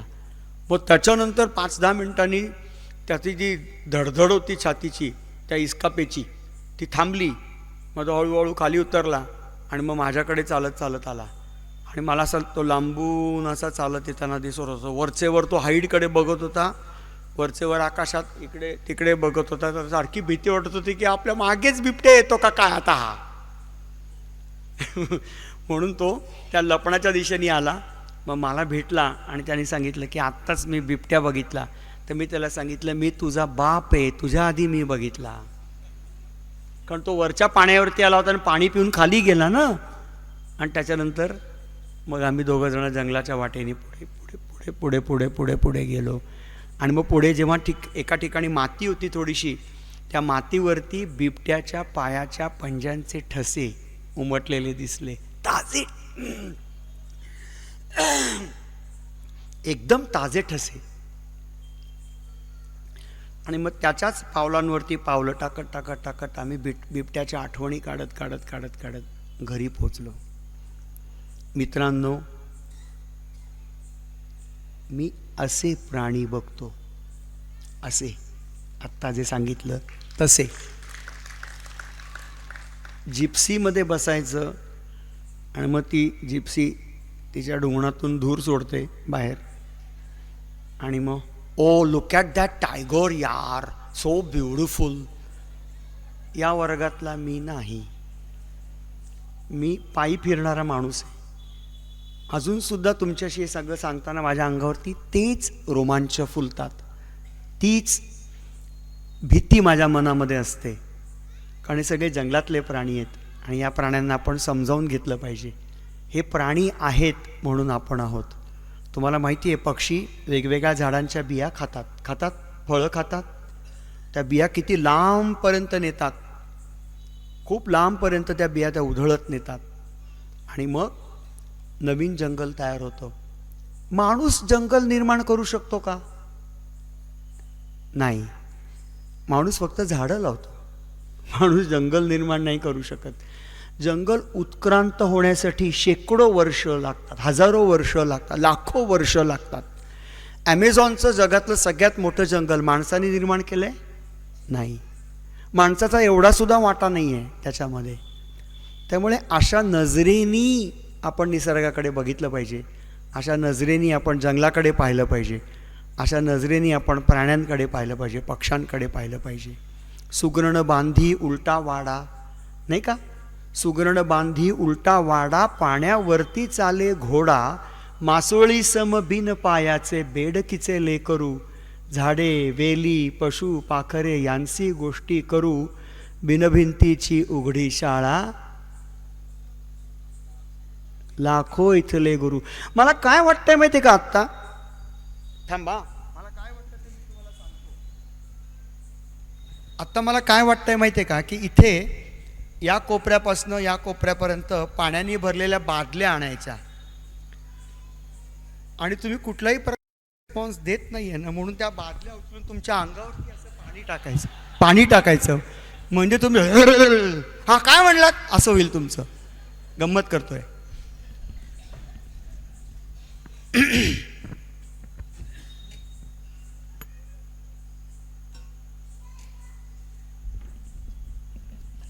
जंगलातला आणखीन एक प्राणी आहे ज्याची मला कायम उत्सुकता असते. मी तुम्हाला पाटलीनबाईबद्दल सांगितलं, अस्वलाबद्दल, बिबट्याबद्दल, वाघाबद्दल. आणखीन एक इंटरेस्टिंग प्राणी आहे तो, त्याला मराठीमध्ये फार इंटरेस्टिंग नाव आहे आमच्याकडे, त्याला म्हणतात खालमान्या. ओळखलं? सांगा. खालमान्या. तो कायम अशी मान खाली घालून जात असतो. तो उगाच असा वर इकडे तिकडे बघत नाही असा. आणि तो एकदा पळायला लागला, तुम्हाला सगळ्यांना उठावं लागणार आहे जोरात आता, की तो इतक्या जोरात पळत जातो की तुम्हाला बाजूला व्हावं लागतं सगळ्यांना. आणि त्याचं नाव आहे रानडुक्कर. आहे की नाही? भारी आहे की नाही प्राणी रानडुक्कर. ह्या डुकरांनी मराठीला शब्द दिला आहे, डुक्कर मुसंडी. कोणी दिला शब्द मराठीला? डुकरांनी. तर त्या डुकरांनी जर का एकदा मुसंडी मारली ना की तुम्ही काही करू शकत नाही. तर आम्ही दोघं जण जंगलात जात होतो, मी आणि माझा मित्र. आणि माझ्या मित्राकडे थोडं लाकूड होतं, त्याने जंगलातून गोळा केलेलं होतं आणि त्याला ते घरी न्यायचं होतं. तर आम्हाला काहीच माहिती नाही, बांबूच्या रांजीच्या मागे कोण जर लपलेलं असेल जंगलामध्ये, बांबूचं मोठं बेट होतं, हो की नाही? त्या बेटाच्या मागे एखादा प्राणी लपलेला असेल तर आपल्याला दिसेल का पटकन? नाही दिसणार. तर तसं तो प्राणी लपलेला होता. आणि मी जिथे थांबलेलो होतो त्याच्यापासून काही अंतरावरती हा माझा मित्र, त्याचं नाव होतं फुलचंद, तो काड्या गोळा करत होता, लाकडं गोळा करत होता. ही साधारणपणे 2000 सालची गोष्ट आहे. आणि काय झालं ते कळलं नाही, पण डोंगराच्या उतारावरनं एक मोठा वराह म्हणजे रानडुक्कर किंवा खालमान्या हा धावत धावत धावत धावत आला आणि तिने चेंडूला उडवावं ना तसं त्या फुलचंदला उडवलं आणि फुलचंद धपकन खाली पडला आणि तो जोरात ओरडला. तो ओरडल्यावरती मला कळलं की रानडुकरांनी त्याला धडक दिलेली होती त्या फुलचंदला. आणि रानडुकराच्या नराला सुळे असतात असे, म्हणजे रिटायर्ड आर्मी ऑफिसरला कशा आक्कडबाज मिशा असतात ना, तर तसे ते सुळे होते.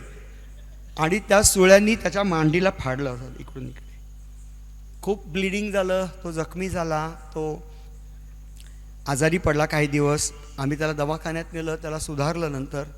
पण जे डुक्कर धावत धावत आलं होतं आमच्या दिशेला, ते ज्या दिशेने पळत गेलं त्यातली फक्त ही एक धडक सोडली तर ते सरळच गेलं नंतर पुढे. तुम्हाला गंमत माहिती आहे ना, डुकराला वळता येत नाही असं पटकन. मी कसा पटकन वळतो की नाही असा, त्याला वळता येत नाही अजिबात. आणि सगळ्यात महत्त्वाचं म्हणजे डुकराला असं वर बघताच येत नाही कधी. तुम्ही आकाशाकडे बघणारं डुक्कर हे दिसतच नाही कधी, ते त्याला वर बघता येत नाही. आमच्या गावामध्ये पुष्कळ महिला खूप अवघड अवघड कामं करतात. तर त्यातलं एक काम जे आहे ना, ते तेंदू पत्ता गोळा करून घरी आणायचा, हे काम आहे. असा एक अंदाज आहे की तेंदू संकलनातून आपल्या शासनाला एका वर्षामध्ये 40 कोटी रुपयांचा रेव्हेन्यू मिळतो. तर तेंदूपत्ता संकलनासाठी काय करतात, तर या ज्या महिला असतात त्या लवकर बाहेर पडतात सकाळी आणि जंगलात जातात. त्यांनी जी साडी घातलेली असते, नऊवारी असते जनरली, तर त्याला पुढे आणखीन एक असं एक बोंगा म्हणूयात आपण त्याला, एक साडी बांधल्यासारखी असते. आणि त्या काय करतात, असं खाली वागतात आणि पानं तोडतात आणि त्या बोंग्यामध्ये भरतात. बोंगा म्हणजे असं मोठं इथे झोळ असतो, त्या झोळामध्ये ते भरतात. तर असं 15-20 मिनटं अर्धा तास केलं की त्याला कसा चांगला फुगा दिसतो पुढे पोटाला आलेला, त्यांनी ते भरलेलं असतं पूर्णपणे. काही वेळांनी तो आणखीन मोठा मोठा होत जातो आणि मग त्यांची नजर जी असते ना ती नीट कळत नाही त्यांना हे काय आहे म्हणून समोर. तर अशी एक आमच्या गावातली महिला अजूनही येते, म्हातारी झाली आता, ती अशी पाय तिचे थोडेसे असे फाकवलेले होते तिने आणि ती अशी पत्ते गोळा करत होती आणि त्या बोंग्यामध्ये, त्या ओच्यामध्ये, साडीमध्ये भरत होती आणि चांगला मोठा असा बोंगा पुढे तयार झालेला होता. आता तिला काय स्वप्न पडणार आहे का की आपल्या या 2 टांगांमध्ये एक रानडुक्कर घुसणार आहे मागच्या बाजूनी आणि आपण रानडुकराची राईड घेणार आहोत. कॅन यू बिलीव्ह काय झालं? मागच्या बाजूनी एक मोठं डुक्कर धावत धावत आलं आणि त्याला आयडेंटिफाय झालं नाही हे काय आहे, एवढं मोठं हे काय आहे. तर ते रानडुक्कर त्या 2 बाईच्या टांगांमध्ये घुसलं आणि ती बाई गपकन तिच्या अंगावरती बसली डुकराच्या आणि ते टन टन टन टन टन टन टन टन टन टन डुक्कर पुढे गेलो. तर तिने जवळची फांदी धरली हाताची, ती लटकली तिथे डुक्कर तिच्या टांगेतून सटकलं आणि पुढे गेलं आणि मग नंतर ही धपकन खाली पडली. हे घडलं, असंच घडलं. असा आमचा नागझिरा आहे. तुम्हाला नाग या शब्दाचा अर्थ माहिती आहे का हो? नाग, नाग म्हणजे हत्ती. संस्कृतमध्ये नाग म्हणजे हत्ती आणि झिरा म्हणजे पाणवठा. पूर्वी हत्ती होते महाराष्ट्रामध्ये 300 वर्षांपूर्वी, आता नाही आहेत.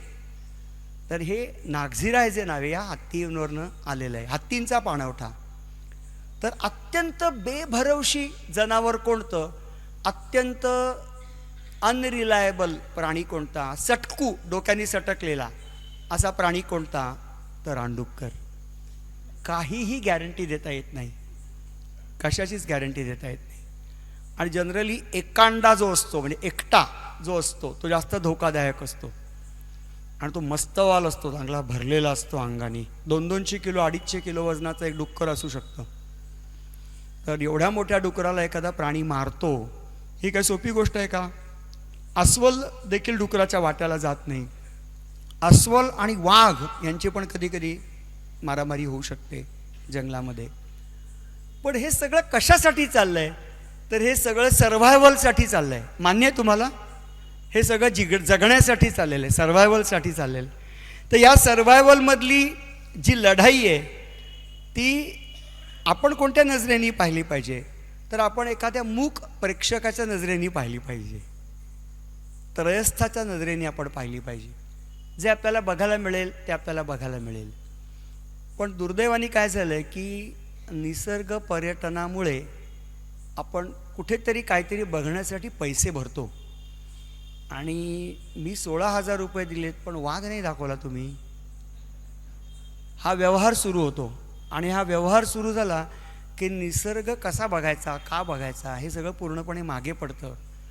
आणि ही जी एक मोठी कम्युनिटी आपल्या देशामध्ये तयार झालेली आहे निसर्ग पर्यटकांची, ती कम्युनिटी जी असते ती असं म्हणते, बाप दाखवण्याचं श्राद्ध घाल, आधी वाघ दाखव, वगैरे वगैरे. तर फरक काय आहे हो? प्रवासी कोण असतो आणि पर्यटक कोण असतो, काय फरक आहे? हा कोण ओरडलं सांगता येईल कोणाला? ब्लॅक विंग स्टिल्ट नावाचा पक्षी ओरडत गेला आत्ता, आणि मराठी नावे शेकाट्या. आणि तो रात्री प्रवास करतो आणि तो एकटा नसतो, 2-3 उडत असतील. तर रात्रीच्या वेळेला जेव्हा ते प्रवास करतात तेव्हा ते एकमेकांशी कम्युनिकेट करतात की मी इथे आहे, मी इथे आहे. पीक पीक पीक तो आवाज यायला आत्ता, तो त्या पक्षाचा आवाज होता. तर अंधारात काही दिसत नाही त्यांना, फक्त आता चंद्र त्यांना मदत करत असेल दिशा शोधायला, कारण चंद्र ठसठशीत आहे आता आकाशामध्ये. तर प्रवासी आणि पर्यटकांमध्ये काय फरक आहे इकडे येतो, सांगता येईल? प्रवासी कोण आणि पर्यटक कोण? गुंजनताई. प्रवासी म्हणजे ट्रॅव्हलर, पर्यटक म्हणजे टुरिस्ट. मला सुचलेली व्याख्या अशी आहे की a traveller sees what he sees, a tourist sees what he has come to see. वाजवा की टाळ्या मग, काय आवडलं नसेल तर नका वाजू, आवडलं असेल तर वाजवा. तर आपल्याला काय व्हायचं आहे, तर आपल्याला पर्यटक नाही व्हायचं, आपल्याला प्रवासी व्हायचं आहे. तर म्हणून इथे जे दोस्त दिसत आहेत मला, त्यांना मी एक सूचना करणार आहे की 1 वर्ष शाळेत जायचंच नाही अजिबात. भारी बातमी आहे ना एकदम, अजिबात जायचं नाही शाळेमध्ये. पण जरा मोठं झाल्यावरती, आत्ता नाही, 10वीला वगैरे, 10वीचं वर्ष झालं की पाठीवरती धोपटं टाकायचं आणि आपला देश बघायला बाहेर पडायचं आणि भटकायचं. या भटकण्यातूनच आपल्याला कितीतरी गोष्टी समजतात. आणि हे भटकणं जे असतं त्याच्यातून माणूस शहाणा होतो. गोनी दांडेकर किंवा आप्पा दांडेकर भटकले, बाबासाहेब पुरंदरे पण भटकले, हे पण भटकतायत आत्ता. तर असा सगळा निसर्गाचा डाव आहे, ही निसर्गाची गंमत आहे. ही गंमत बघता बघता आपण निसर्गाशी एकरूप होतो आणि मग आपल्याला कळतं की आपण आणि निसर्ग वेगळे नाही आहोत, आपण तेच आहोत, तो निसर्ग आहे. आपल्यामध्ये पण निसर्ग आहे, हो की नाही? तर म्हणून त्या निसर्गाला आपण साथ दिली पाहिजे. हां, आता तुम्हाला मी गंमत सांगतो. गंमत म्हणून तुम्हाला विचारतो की तुमच्यापैकी किती जणांना झाडावर चढता येतं? त्यांनी हात वरती करा. गंमत म्हणून इथेच थोडे लोक आहेत ज्यांना झाडावरती चढता येतं. तर मला असं वाटतं की जर का आपण फिट असू तरच आपण झाडावर चढू शकतो. मान्य आहे? आपण अनफिट असू तर झाडावर चढता येणार नाही. जे अनफिट असतात तरीही झाडावर चढण्याचा प्रयत्न करतात, ते खाली उभे राहिलेल्या माणसाला विचारतात की आता पुढचा पाय कुठे टाकू म्हणून. खाली माणूस जो असतो ना तो सांगतो हा हा इथे टाक, हा आता इकडे, हा कुठला टाकू रे पुढे पाय. हा, आपण असे नाही आहोत मुळात. तुम्ही मला सांगा ना की जंगलामध्ये पोट सुटलेला बिबट्या दिसतो का हो कधी? पोट सुटलेला वाघ दिसतो का हो कधी? मला असं वाटतं की जर का पोट सुटलेलं असेल ना तर समथिंग इज रॉंग. मला वाटतं आय मे बी रॉंग, पण मला वाटतं. तर अशा पद्धतीने आपण जर का निसर्गाशी एकरूप झालो तर आपल्याला पुष्कळ गोष्टी समजायला लागतात. आणि मला या 450 दिवसांच्या वास्तव्यात काय समजलं तर आपल्याला नेमकी भूक केव्हा लागते हे मला कळायला लागलं, आणि खरी भूक केव्हा लागते हे कळायला लागलं. आणि ताटामध्ये अन्नाचा एक कणही मी टाकत नाही. आज मी दुपारी गुंजनताईंकडे जेवलो, त्या आत्ता इथे समोर बसलेल्या आहेत. तुम्ही त्यांना विचारा की माझ्या ताटामध्ये आज दुपारी मी अन्नाचा एवढासा कण तरी टाकला का? नाही टाकला. माझे आजोबा त्यांची आठवण आली की मला भरून येतं. ते नेहमी म्हणायचे की तू जर का ताटात जे वाढून घेतलेलं असशील तर ते पूर्ण संपवून टाक, अजिबात वाया घालवू नको. तर आमच्याकडनं ते श्लोक म्हणून घ्यायचे. आपण म्हणायचा तो श्लोक. ते म्हणायचे अति भोजने रोग येतो घराला, उपासे अति कष्ट होती जीवाला, उगा सांग अन्नास का नास व्हावे, प्रमाणामध्ये सर्व काही असावे. पंढरीनाथ की प्रमाण कळलं पाहिजे हो आपल्याला सगळ्याचं. मान्य आहे का तुम्हाला मी जे बोलतोय ते? काका पटतंय का? प्रमाण कळलं पाहिजे. प्रत्येकाला प्रमाण आहे. निसर्गात प्रमाण आहे की नाही? वाघ हा उगाच 10 जनावर एका वेळेला मारून ठेवतो का हो कधी? नाही. भूक लागेल तेव्हाच. आपण नाही करत तसं. आपण साठा करून ठेवतो, जे कम्प्लिटली निसर्गाच्या विरुद्ध आहे. तुम्ही आमचे गोंड आदिवासी बघा, त्यांच्याकडे काहीही नसतं घरामध्ये, रिकामं घर. मी आता एक शब्द उच्चारणार आहे, ब्युटी. माझ्या मागे म्हणा, ब्युटी लाईज इन एम्प्टीनेस. समजलं? रिकामपणामध्ये सौंदर्य आहे. घर रिकामच दिसलं पाहिजे. जे घर रिकामं असतं ना तो खरा निसर्गप्रेमी आहे. तो खरा निसर्गप्रेमी आहे. कारण त्याला कळलेलं असतं की एवढ्या वस्तू नको आहेत मला, काय करणार वस्तू सांभाळून. काही जणांची घरं ही अशी म्युझियमसारखी असतात. बापरे, केवढा संग्रह केलेला असतो. काय घर वरती घेऊन जाणार आहे का काय? तर हे नको आहे आपल्याला. म्हणून या लहान मुलांनी हे शिकायला पाहिजे की आपल्याला ज्याची गरज आहे तेवढंच आपण वापरावं, गरजेपुरतंच वापरावं. आणि एक शब्द खूप महत्त्वाचा आहे जो आपल्या पिढीच्या आधीच्या लोकांनी आपल्याला शिकवला आहे, तो म्हणजे काटकसर. शब्द माहिती आहे ऐकून? काटकसर. सांभाळून वापरायची प्रत्येक गोष्ट, केव्हाही वापरायची नाही आणि उगाचच वापरायची नाही. मी आपल्या शहरामध्ये फिरताना मला पुष्कळ ठिकाणी प्लास्टिक पडलेलं दिसलं. इथे पण दिसतंय मला प्लास्टिक पडलेलं. आपण शोधूया ते काय आहे ते. हे बघा सापडला. त्याच्यावरती काय लिहिलेलं आहे? काहीतरी लिहिलेलं आहे, गोपाळ सूरज काहीतरी काहीतरी काहीतरी काहीतरी. आणि समोरच डॉक्टर बसलेत. हे त्यांचं नाही आहे, पण हे तिथे पडलेलं होतं. याची माती होती का हो? मग कुठे फेकतो आपण? हे रिसायकल नको करायला? आपला जगात एका अत्यंत वेगळ्या कारणासाठी पहिला नंबर लागलेला आहे. माहिती आहे कोणाला? सर्वात जास्त प्लास्टिकचा कचरा करणारा देश म्हणजे भारत देश. 93 कोटी टन प्लास्टिक आपण एका वर्षात तयार करतो आणि कुठेही फेकतो. आणि हेच प्राण्यांच्या मध्ये पण जातं. आपल्या अंगात देखील मायक्रोप्लास्टिक आहे असा अभ्यास झालेला आहे. आणि हे मायक्रोप्लास्टिक आपल्या मेंदूपर्यंत पोचलेलं आहे असा पण अभ्यास झालेला आहे.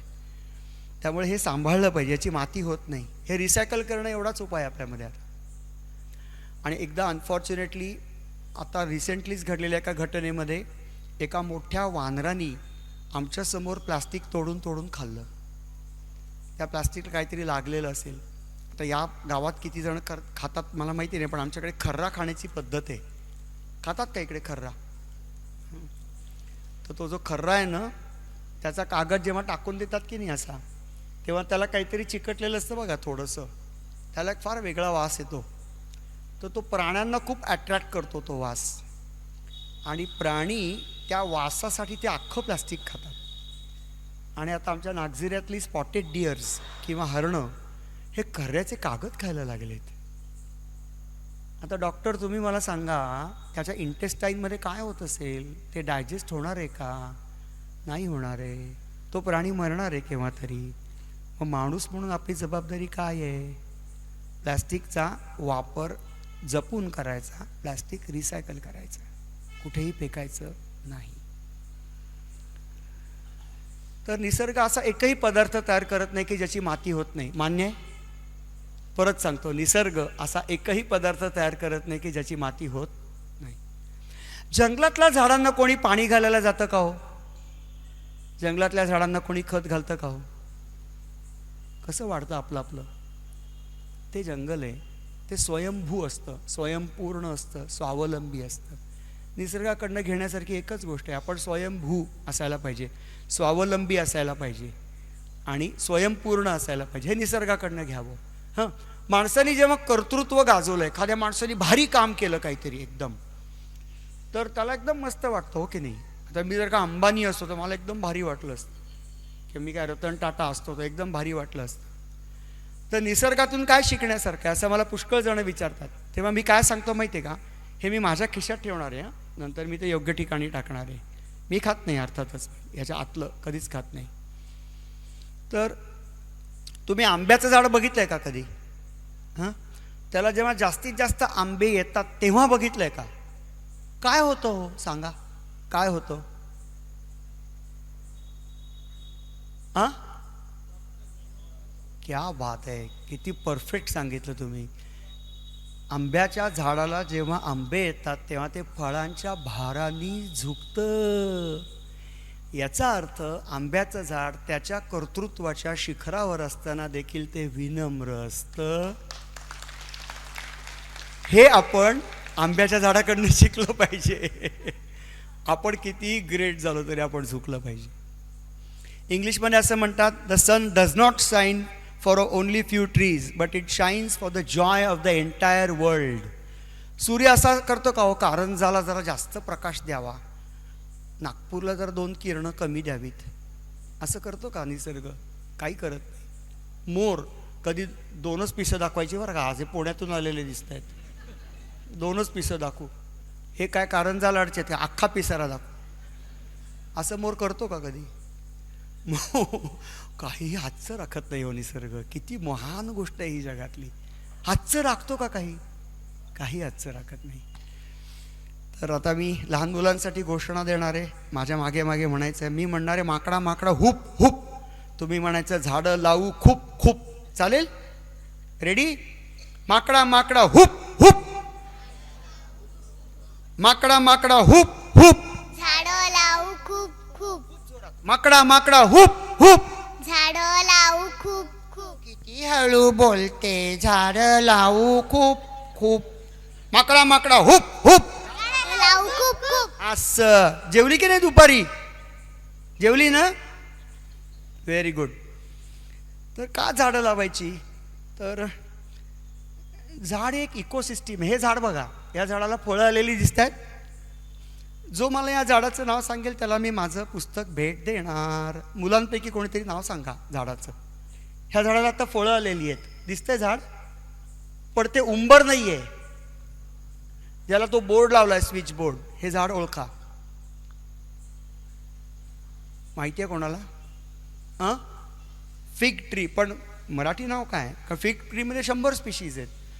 नाही, अंजीर नाही, उंबर नाही, वड नाही, पिंपळ नाही. चला सांगा. हां, भुईउंबर. भुईउंबर का म्हणतात? हां, आई कुठे छोटा आहे? केवढा मोठं झाड आहे? काय छोटं आहे का ते? नाही नाही, हां, धेड उंबर असं त्याचं खरं नाव आहे, किंवा कटुंबर असं त्याला म्हणतात. आपल्या देशातल्या झाडांची नावं आपल्याला माहीत नाहीत. या झाडाखाली गेल्यानंतर खूप छान वाटतं. ह्या अशोकाच्या झाडावरती कावळा हग बसत नाही हो. काय लावतो आपण? कुठली झाडं लावतो? पंढरीनाथ महाराज की जय. एक नमन कवळा पार्वती, हर बोला हर हर महादेव. कुठली झाडं लावली बघा ना याच मैदानात. तो पलीकडचा तर बहुतेक गुलमोहर आहे, ते शेंगा लागलेला, हिरव्या शेंगा. ते मादागास्करमधनं आपल्याकडे आलं आहे 1840 साली. हे झाड आपल्या देशात आलं आहे आणि लोकांनी कविता वगैरे लिहिल्या या झाडावरती. लाल फुलांच्या लिपीतला हा लेख मला कळला, अंगणी गुलमोहर फुलला. कविता पाडल्या पाडल्या लोकांना वाटायला लागलं आपलं झाड आहे, आपलं नाही आहे. ही किती साधी पण महत्वाची गोष्ट आहे. ही शाळा आहे का काय मला माहिती नाही. शाळा आहे का ही? शाळेच्या आवारामध्ये आपल्या देशातली झाडं पाहिजे. ही सगळी परदेशातली झाडं आहेत ओळीनी. ही सगळी परदेशातली झाडं आहेत. मला आपलं झाड दिसतच नाही. धेडुंबर आपलं आहे, धेडुंबर आपलं आहे, हे वड आपलं आहे.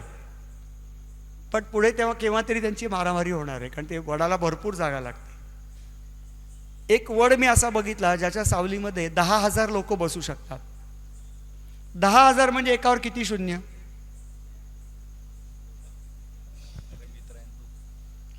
अरे मी तुला मिठी मारली होती ना मगाशी, नाही माहिती? बरं जाऊ दे, चल, घाबरला. तर एवढे लोक ज्या झाडाच्या सावलीमध्ये बसतात, ते झाड लावायचं का हे काडीसारखं उंच जाणारं अशोकाचं झाड लावायचं? हे आपण निसर्गाकडनं शिकलं पाहिजे. आणखीन काही पक्ष्यांचे आवाज ऐकायचा मूड आहे तुमचा? ओके, मी तिकडे जातो, कारण मला बोटांचा वापर करावा लागणार आहे.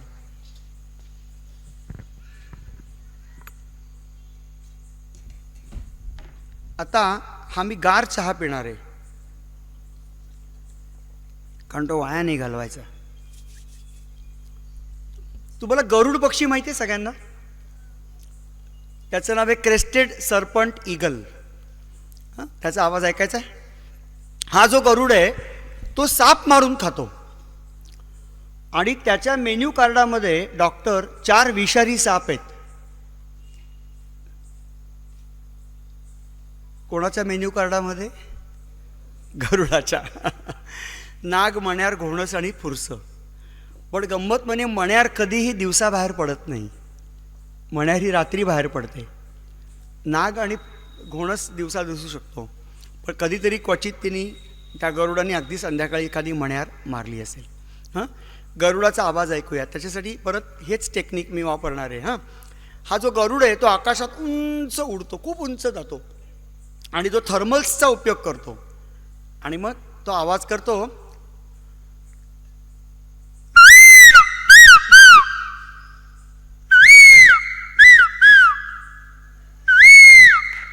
याची गंमत करू, याची गंमत करू.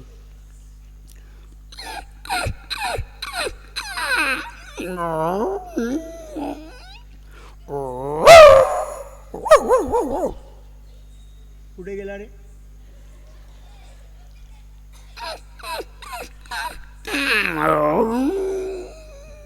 त्याची वाट शोधण्याचा प्रयत्न करतोय तो. धन्यवाद. तर आता गरुडाचा आपण आवाज ऐकला ना, सर्पंट ईगलचा आवाज ऐकला. एकदा काय झालं होतं, मी पुण्यात होतो, नागझिरात पण हे घडलं आहे अनेक वेळा. मी बसलेलो होतो एका ठिकाणी आणि एका पोपटाचा आवाज ऐकला. तर काय, माझे जे डेंटिस्ट आहेत ना त्यांच्याकडे मी अनेक वर्ष जातो आणि त्यांनी अशी व्यवस्था केली की दातांना फटी ठेवल्यात त्यांनी भरपूर. त्यामुळे मी वेगवेगळे आवाज काढायला शिकलो पक्ष्यांचे, थँक्स टू माय डेंटिस्ट यार. तर संध्याकाळच्या वेळेला एक मोठा पोपट उडत चाललेला होता आणि त्याने आवाज काढला. गंमत म्हणून मी त्याचा आवाज काढण्याचा प्रयत्न केला आणि तो बरोबर तसाच निघाला. आणि आज मी आत्ता तो आवाज ऐकला संध्याकाळी त्या आश्रमात. तर तो होता पहाडी पोपट किंवा सिकंदर पोपट. तर त्याने आवाज काढला,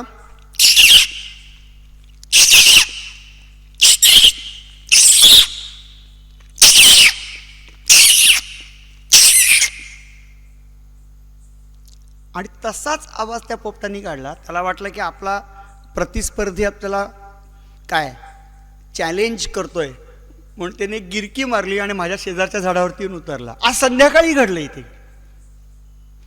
त्याला वाटलं तसाच आवाज काढणारा हा कुठला तरी दुसरा पक्षी आहे, तो आपल्या परिसरामध्ये आलेला आहे, आणि त्यामुळे त्यांनी त्याला रिस्पॉन्ड करण्याचा प्रयत्न केला. तो थांबला आणि एक गिरकी मारली आणि एका झाडाच्या शेंड्यावर उतरला आणि असं बघायला लागला इकडे तिकडे काय दिसतंय का म्हणून. अर्थातच मी त्याला दिसलो नाही, कारण मी एका कोपऱ्यात उभा होतो. तर अशा या सगळ्या गमती जमती आहेत. शुकसारिका प्रलापन कला असं या कलेचं नाव आहे, ज्याच्यामध्ये आपण वेगवेगळ्या पक्ष्यांचे आवाज काढण्याचा प्रयत्न करतो आणि मग काही काही पक्षी आपल्याला रिस्पॉन्ड करतात, ते आपल्याला साथ घालतात. आता एक लांबलचक शीळ घालणारा पक्षी आहे. हां, आपण एक गंमत करू बरं का. मी हिमालयात बऱ्याच वेळेला जातो. आता गेल्या 2 वर्षात नाही गेलेलो, पण बऱ्याच वेळेला जातो. तर तिकडे एक पक्षी आवाज करतो, तर त्याच्यामध्ये ते 3 पक्षी एकमेकांना रिस्पॉन्ड कसं करतात बघा. हां, तो पहिला पक्षी जो आहे ना, तो आवाज करतो. दुसरा पक्षी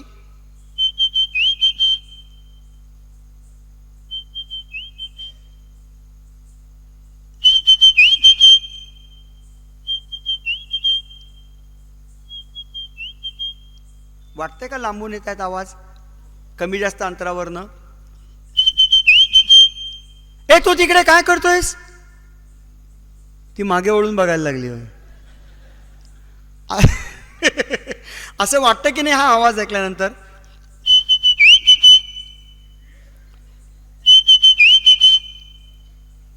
असा एक क्वेश्चन मार्क सारखा आवाज काढतो. कोकणामध्ये एक पक्षी फार सुंदर आवाज काढतो, हा मी नागझिऱ्यात पण ऐकला, आणि तो म्हणतो. मग दुसरा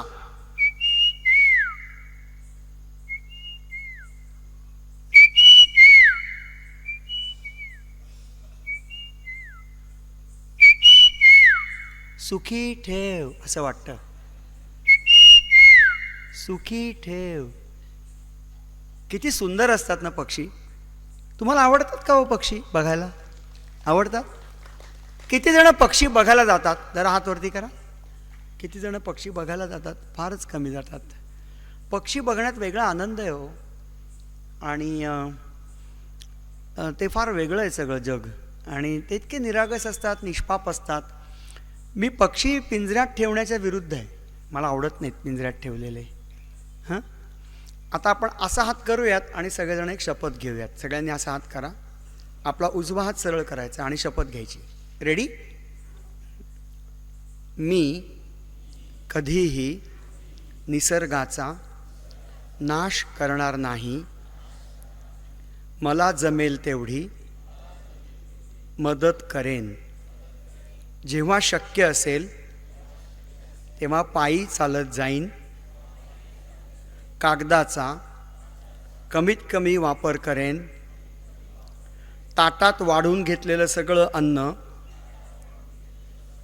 खाऊन टाकीन. ताट स्वच्छ ठेवीन. निसर्गाच्या संरक्षणासाठी स्वतः प्रयत्न करीन. वर्षातून किमान एकदा वीज वापरणार नाही. धन्यवाद. थांबायचं इथे. धन्यवाद. काही शंका असतील तर विचारा.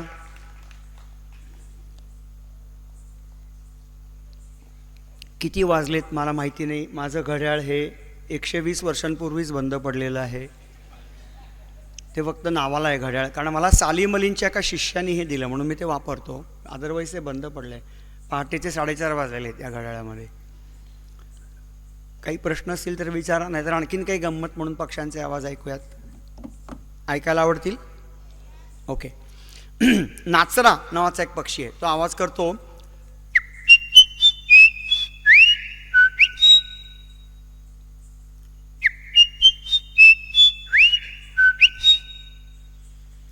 पिट्टा नावाचा एक पक्षी आहे. Line clear. Line clear. Line clear असं वाटतं हा आवाज ऐकल्यानंतर. कुकुशाईक नावाचा एक पक्षी आहे.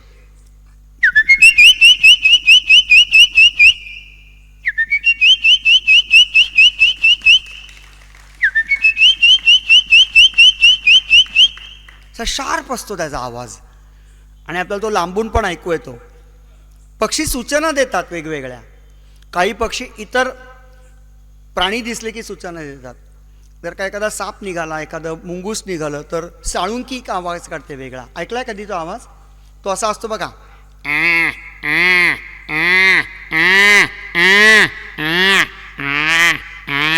ए काय रे, ए मुंगूस काय करतो रे, ए ए असं साळुंकी म्हणते.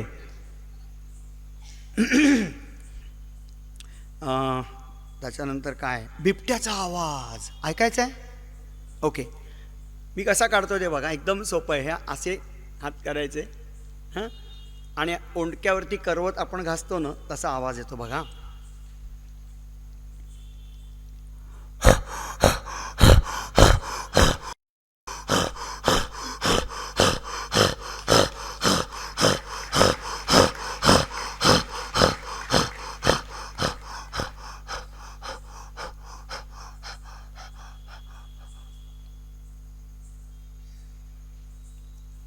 कोणी काढला का आता आवाज तसा? हा बिबट्याचा आवाज. बिबट्या रात्री बाहेर पडतो, जंगलात एकटाच बाहेर पडतो. तर या सगळ्या 450 दिवसांच्या अनुभवावरती एक छोटंसं पुस्तक लिहिलं आहे. ते छोटंसं काय आहे तर ते फक्त 450 पानांचं आहे, म्हणून छोटंसं आहे. तर ते पुस्तक तुम्हाला आवडेल तुम्ही जर का ते घेतलं तर. आणि ते तुम्ही घेतल्यानंतर तुम्हाला कसं वाटलं ते पण तुम्ही आवर्जून सांगा. या सगळ्या मुलांना निसर्गाच्या जवळ न्या. निसर्गात ती खरं वागतात आणि निसर्ग त्यांच्यावरती संस्कार करतो. माझ्यावरती देखील निसर्ग अजून संस्कार करतो आहे. आणि मला असं वाटतं की आपण स्वतःला निसर्गात गेल्यानंतरच ओळखू शकतो. अदरवाईज आपण स्वतःला ओळखू शकत नाही कधी. आपल्यामध्ये काय शक्ती आहे, आपल्यामध्ये कोणते गुण आहेत, हे आपल्याला निसर्गात गेल्यानंतर कळतं आणि चांगल्या प्रकारे कळतं. आता एक मी खूप महत्त्वाचं इंग्रजी वाक्य उच्चारणार आहे, ते लक्षात ठेवा. Every child is a born environmentalist. जन्माला आलेलं प्रत्येक मूल हे जन्मतःच निसर्गवादी असते. त्याला तू पावसात खेळायला जा असं सांगावं लागतं का हो? नाही. आत्ता जर का यांना सांगितलं की शाळा सुरू आहे आणि धो धो पाऊस पडतोय आणि यांना सांगितलं की आज शाळेला सुट्टी, पावसात भिजायला जा, दप्तरं फेकतील आणि पहिल्यांदा बाहेर पडतील पोरं. निसर्ग त्यांच्यावरती संस्कार करतो. निसर्गाची ओढ असते. माती कशाला खातात मुलं? निसर्गाची ओढ असते. निसर्गाचं वाईट झालं तर त्यांना बघवत नाही. माहिती आहे तुम्हाला हे? निसर्गाचं वाईट झालं तर लहान मुलांना बघवत नाही. जर कोणी कोणाला प्राण्याला मारलं तर त्यांना बघवत नाही. आणि म्हणून इंग्रजीमध्ये म्हणतात की every child is a born environmentalist. आणि म्हणून त्याला तसंच राहिलं पाहिजे. म्हणून त्याच्यावरती निसर्गाचे संस्कार झाले पाहिजेत. मला ही लहान मुलं बघितलं ना की असं वाटतं की हे सगळं खूप छान असायला पाहिजे, स्वच्छ असायला पाहिजे, झाडं असायला पाहिजेत. ही मुलं झाडावरती चढली पाहिजेत. या मुलांपैकी कोणीतरी असं स्वप्न बघितलं पाहिजे की माझं घर झाडावर पाहिजे. मजा येईल की नाही? झाडावरती घर. ज्यांना झाडावरती चढता येईल अशाच पाहुण्यांना आमंत्रण द्यायचं, बाकी सगळे मायनस. त्यामुळे पाहुणेच येणार नाहीत कोणी. त्यामुळे भारी आपण एकटं राहायचं झाडावरती. असं काहीतरी करायला पाहिजे. असं काहीतरी आपण शिकलं पाहिजे. निसर्ग देत राहतो, तो आपला खरा सखा आहे, तो आपला गुरु आहे. तो सतत देत असतो. आपण घेतलं पाहिजे. आपल्याकडे घेण्याची ताकद पाहिजे. आणि ते घेता घेता आपल्याला त्याच्या संरक्षणासाठी जे काही करता येईल ते आपण करण्याचा प्रयत्न केला पाहिजे. प्रत्येकाच्या मध्ये हे काहीतरी करण्याची शक्ती असते. ती शक्ती आपण ओळखली पाहिजे. आणि मला असं वाटतं की या लहान मुलांच्या मनामध्ये पडणारे जे प्रश्न आहेत ते त्यांना पडू देत आणि त्यांची उत्तरं त्यांनाच शोधू देत. आपण पटकन त्यांना काहीतरी ते गुगल आणि ते काय विकिपीडिया वगैरे दाखवतो आणि म्हणतो हे त्याचं उत्तर. हे बंद करा सगळं. 100 योजने दूर ठेवा या मुलांना मोबाईलपासनं. अजिबात हातात मोबाईल द्यायचा नाही. कम्प्लिटली वेगळं जग आहे ते. निसर्गाच्या विरुद्ध जाणारं जग आहे. काहीही शिकता येणार नाही त्याच्यातून त्यांना. त्यांना खरं जेव्हा शिकता येईल ना, जेव्हा 15 ते 20 किलोमीटर चालल्यानंतर पोटात कसा खड्डा पडतो हे मोबाईल बघितल्यानंतर कळतं का हो कधी? नाहीच कळणार. तर ते मुलांना समजलं पाहिजे. अशा पद्धतीने त्यांच्यावरती संस्कार निसर्गाचे झाले पाहिजेत. तुम्ही सगळेजण खूप मोठ्या संख्येने या कार्यक्रमासाठी आलात. मला खूप आनंद झाला. मिसेस अनघा पुरंदरे यांना आनंद झाला हे त्यांच्या वतीने मी आत्ताच सांगून टाकतो. तर या शरद व्याख्यानमाला कारंजा लाड जिल्हा वाशिम या कार्यक्रमासाठी, या उपक्रमासाठी तुम्ही मला आमंत्रित केलं आणि माझं बोलणं शांतपणे ऐकून घेतलं, त्याबद्दल मी सगळ्यात तुमचा आभारी आहे. धन्यवाद. म्हणजे धन्य झालो यात वाद नाही.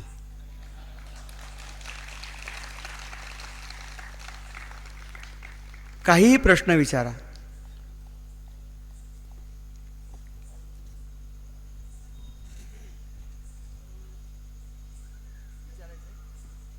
करून दाखवा.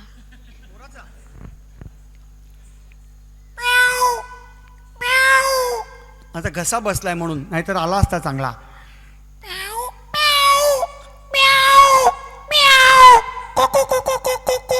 असा वेगळा असतो, माझा घसा बसलाय जरा म्हणून. अरे कोंबड्याचा आवाज राहिला ना मित्रा. ये इकडे, ये इकडे, ये इकडे. हा माईक पकड, कोंबड्याचा आवाज ऐकूया.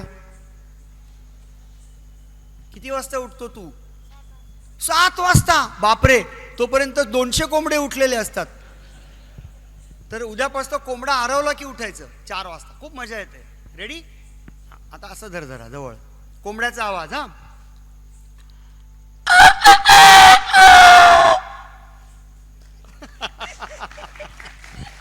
आला की नाही? तुला येतो का काढता? नाही. कर ना प्रयत्न, गंमत म्हणून. नाही बरं, राहू दे, पुढच्या वेळेला. असा पण एक आवाज करतो कोंबडा कधी कधी. तर अशी ही सगळी मजा आहे. आणि हे निसर्गात गेल्यानंतरच आपल्याला कळते. तर काही कोणाला विचारायचं आहे तर विचारा येऊन. मी अशा खूप जागी गेली आहे, म्हणजे ताडोबा, पेन, जिथे मी ॲटलिस्ट 10 टाइम्स गेली आहे. पण म्हणजे तिथे ॲज अ प्रवासी गेली आहे, म्हणजे टुरिस्ट गेली आहे. हां, तर ट्रॅव्हलर म्हणून असं मी कुठे जाऊ? जिकडे वाट फुटेल तिकडे जा, म्हणजे ट्रॅव्हलर. हो की नाही? तू जेवढे पैसे खर्च करून ताडोबाला गेली आहेस, कान्हाला गेली आहेस, बांधवगडला गेली आहेस, रणथंबोरला गेली आहेस, त्याच्या निम्म्या पैशामध्ये तू ट्रॅव्हलर बनू शकतेस. का ट्रॅव्हलरला पैसे खर्च करायचेच नसतात. मी जेव्हा ट्रॅव्हलिंग करतो तेव्हा मी कोणाच्याही दारामध्ये जातो, त्यांना सांगतो मला भूक लागली आहे, ते मला जेवायला वाढतात. मी त्यांच्या अंगणामध्ये किंवा परसामध्ये पसरतो, रात्री झोपतो, सकाळी उठलं की माझ्या पायाचा ठसा न उमटवता मी पुढे निघतो प्रवासाला. याला म्हणतात ट्रॅव्हलर. जिकडे पैसे भरतो ना आपण तिकडे गडबड होते सगळी. व्यापार आला की सगळी गणितं बदलतात. निसर्गाला व्यापार मान्य नाही. निसर्गात व्यापार होत नाही. व्यापार माणूस करतो आणि म्हणून माणूस चुकतो असं मला वाटतं. तू मला सांग ना की इथून चालत जायला काय पैसे लागतात का आपल्याला? नाही लागत. व तुझ्या घराच्या परिसरात तू चालायला सुरुवात कर पहिल्यांदा. आणि अशी अनेक जंगल आहेत की जिकडे तुम्हाला पायी फिरता येतं. मी जिकडे पायी फिरतो तिकडे कोणी माझ्याकडे पैसे मागत नाही. आणि जंगलाच्या वाटेवरती ऑक्ट्रॉय भरावा लागत नाही, ते पण महत्त्वाचं आहे. जकात भरतो का आपण जंगलाच्या वाटेवर? नाही भरत. तर बिनधास्त फिरायला जायचं सगळीकडे. फक्त आईला आणि बाबांना सांगायचं की यापुढे आपण फिरायला जाऊ तेव्हा पैसे खर्च करायचे नाहीत.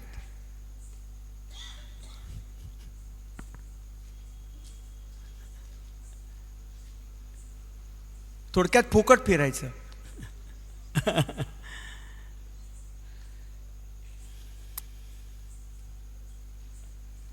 बोला, काय सगळे शांत आहेत?